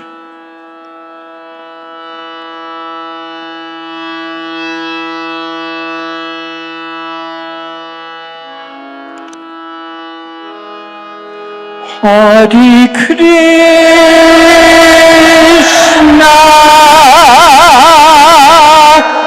Hare Krishna,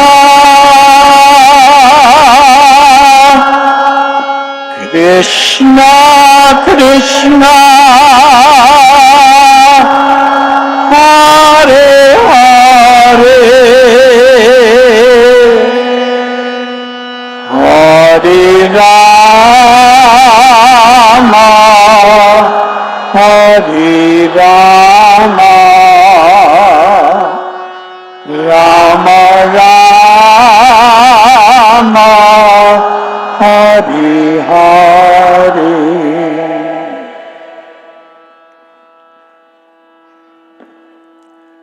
If only we could offer our full heart, our full attention, and our full devotion to chanting even one mantra.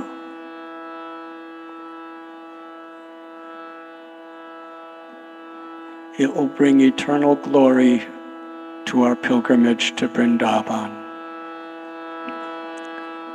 Everyone, much, much louder. With great feeling, let us chant.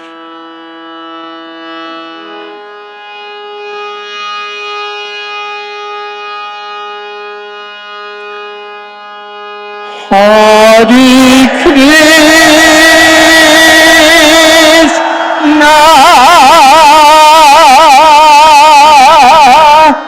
Hare Krishna,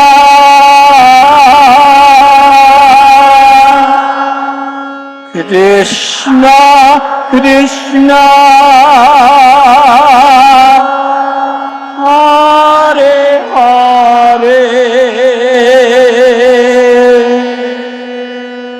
Hare Rama, Hare Rama, Rama Rama, Hare Hare.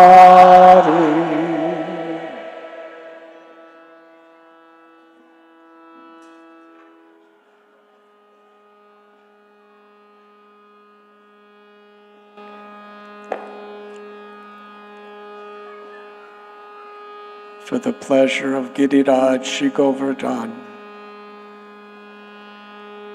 together, please.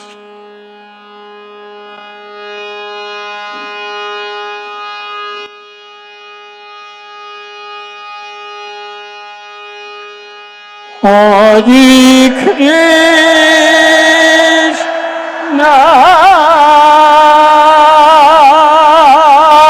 Hare Krishna,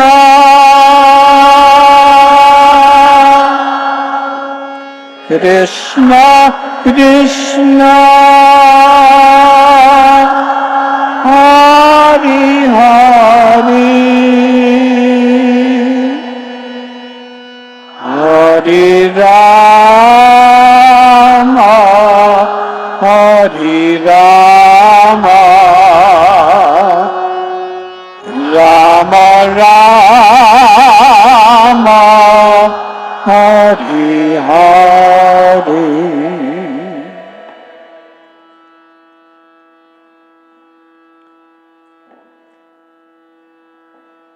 Please, one more time. With everything.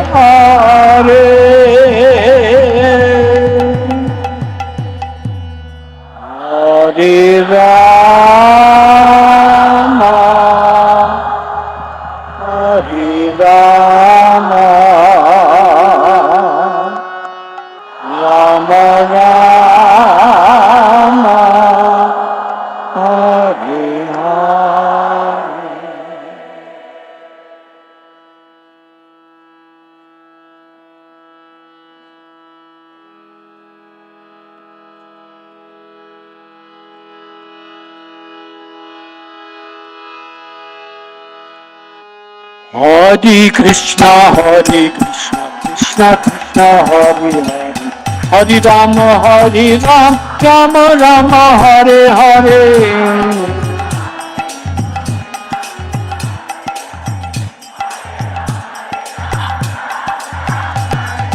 Hare Krishna, Krishna Krishna, Hare Hare, Hare Rama, Rama Rama, Hare Hare. Hare Krishna, Krishna Krishna, Hare Hare, Hare Rama, Rama Rama, Hare Hare.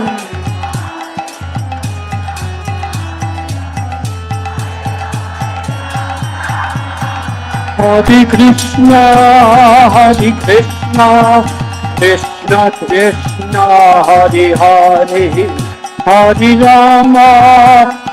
Rama, Rama Rama, Hare Hare.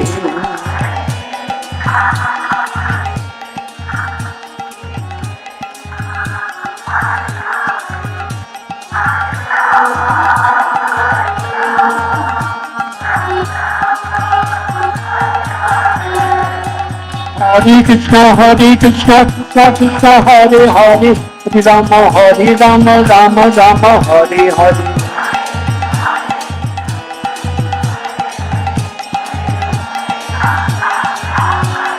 Hare Krishna, Krishna Krishna, Hare Hare, Hare Rama, Rama Rama, Hare Hare.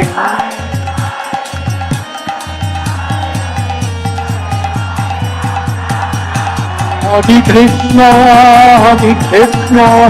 Krishna Krishna, Hare Hare, Hare Rama, Rama Rama, Hare Hare.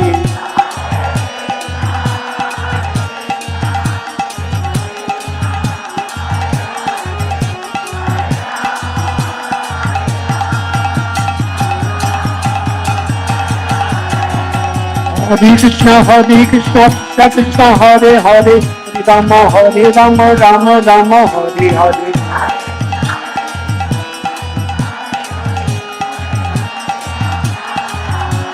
Hare Krishna, Krishna Krishna, Hare Hare, Hare Rama, Rama Rama, Hare Hare.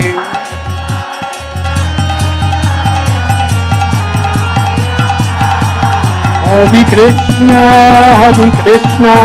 Krishna Krishna, Hare Hare, Hare Rama, Rama Rama, Hare Hare.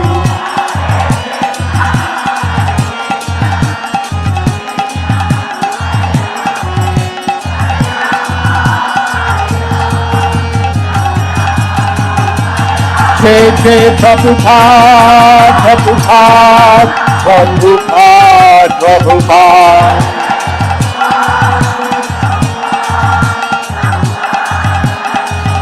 Jai Jai Prabhupada, Prabhupada, Prabhupada, Prabhupada.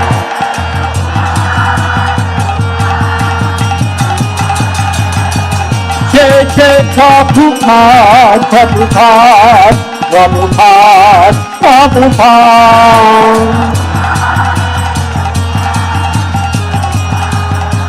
Nitai Gaur Hari Bol, Hari Bol, Hari Bol, Hari Bol.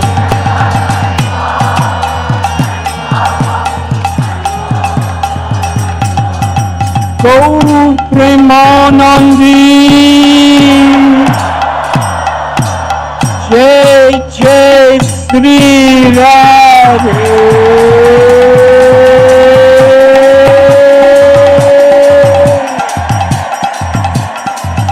Jai Jai Sri Radhe.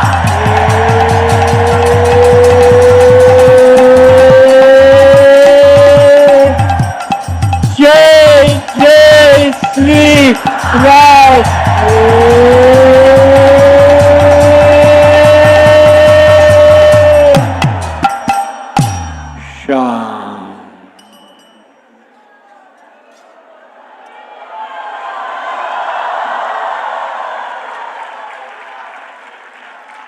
Vanchakalpatarubhyascha kripa sindhubhya eva cha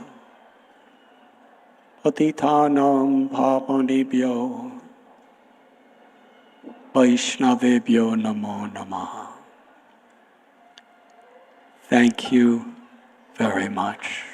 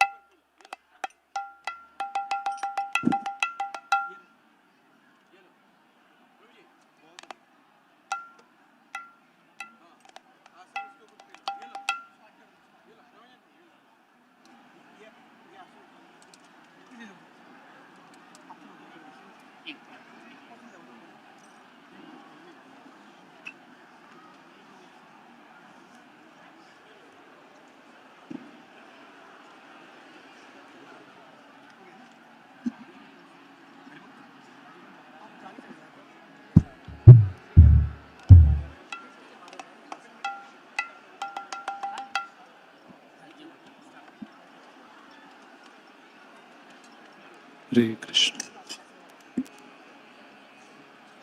Shri Shri Radha Damodara Bhagavan ki jai. Shri Damodara Ashtakam ki. Shri Satyavrat Muni ki. Shri Kartik Mas Maha Mahotsav ki. Namam Ishwaram Satchit Anandarupam Dasat Kundalam Gokuli Brajamani.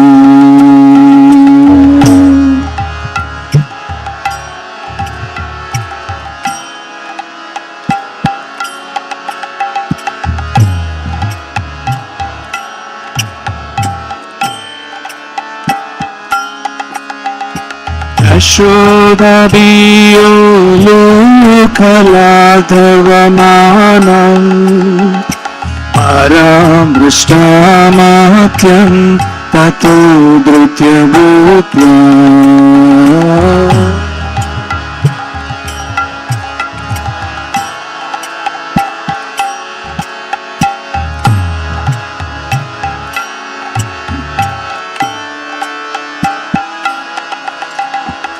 Udantam Muhuram Yugman Nijantam Param Bhoja Yugamena Satankanetra.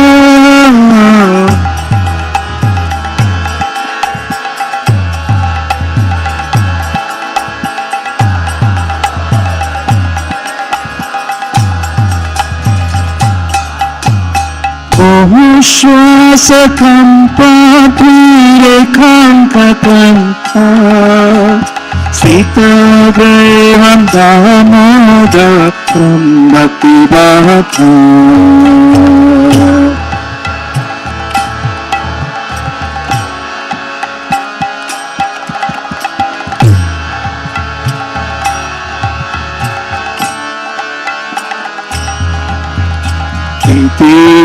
Dikshvalila Nirānanda Kunde Svagosham Nimajantam Akyapayantam.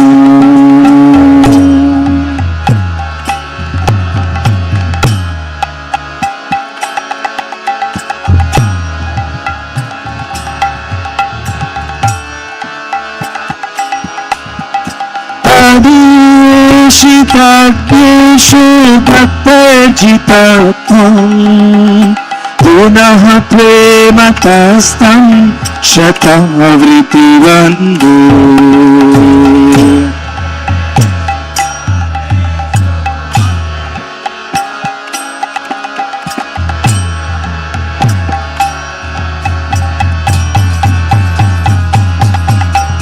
Param deva moksham Ramoksham vadinva Nachanyam vrineham vareshadapiha.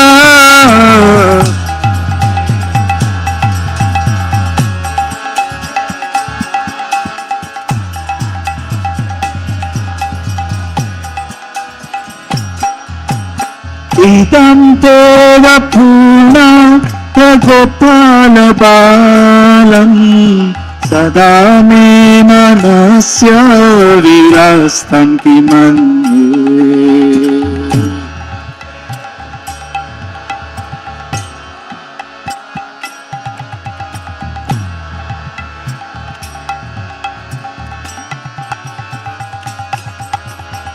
Idam te mukhambo jamatyanta nihile Pritam kuntahalasni daraktascha gopya.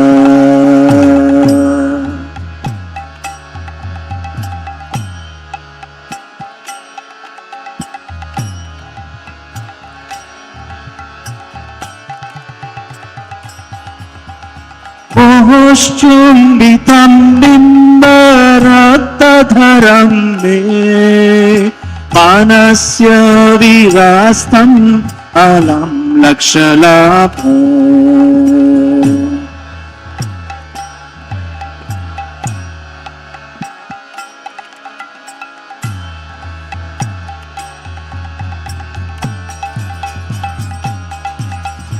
Namo Deva Damodarananta Vishnu Prasida Prabodukha Jalapimana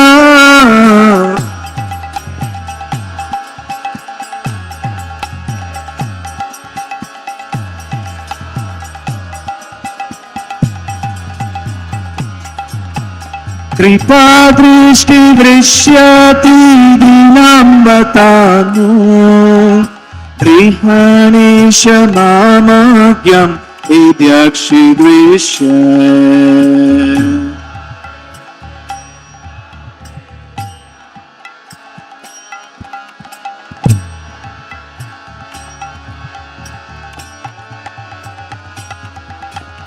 Kuviratma Jogata Murtyeva Yadva Tvaya Mochito Bhakti Bhajo Kritaucha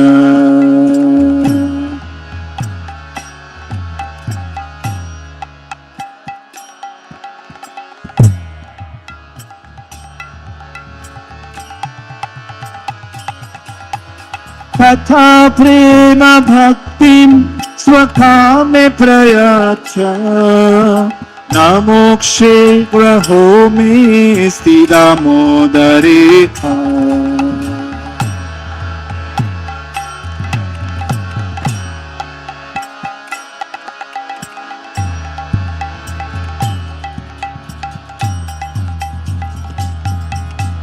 Namaste Sudamne Suvadipti Dhamne Tvadiyodarayata Vishwasya Dhamne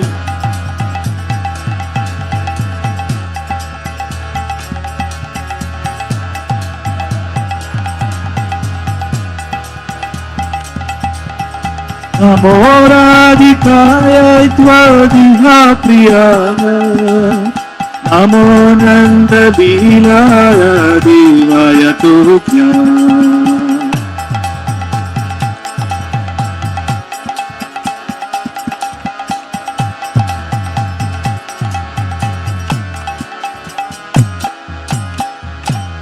Hare Krishna Hare Krishna Krishna Krishna Hare Hare Hare Rama Hare Rama Rama Rama Hare Hare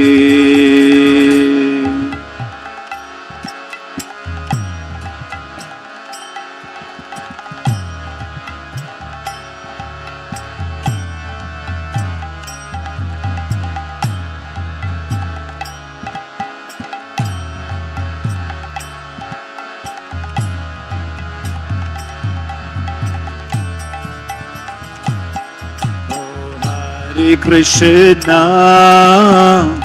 Hare Krishna, Krishna Krishna, Hare Hare, Hare Rama, Hare Rama, Rama Rama,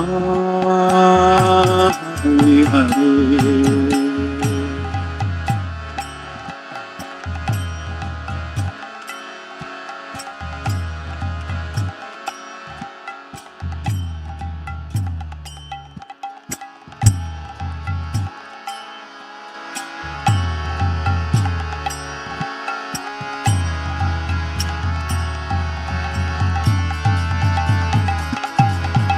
Hare Krishna,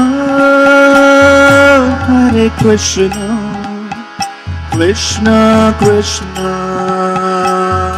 Hare Hare, Hare Rama,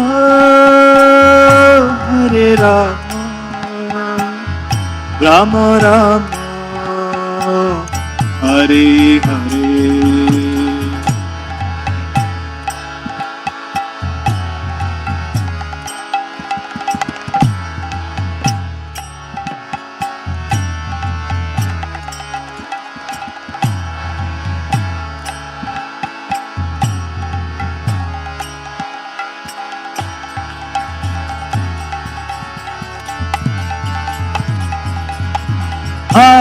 Krishna, Hare Krishna, Krishna Krishna, Hare Hare, Hare Rama, Hare Rama, Rama Rama, Hare Hare.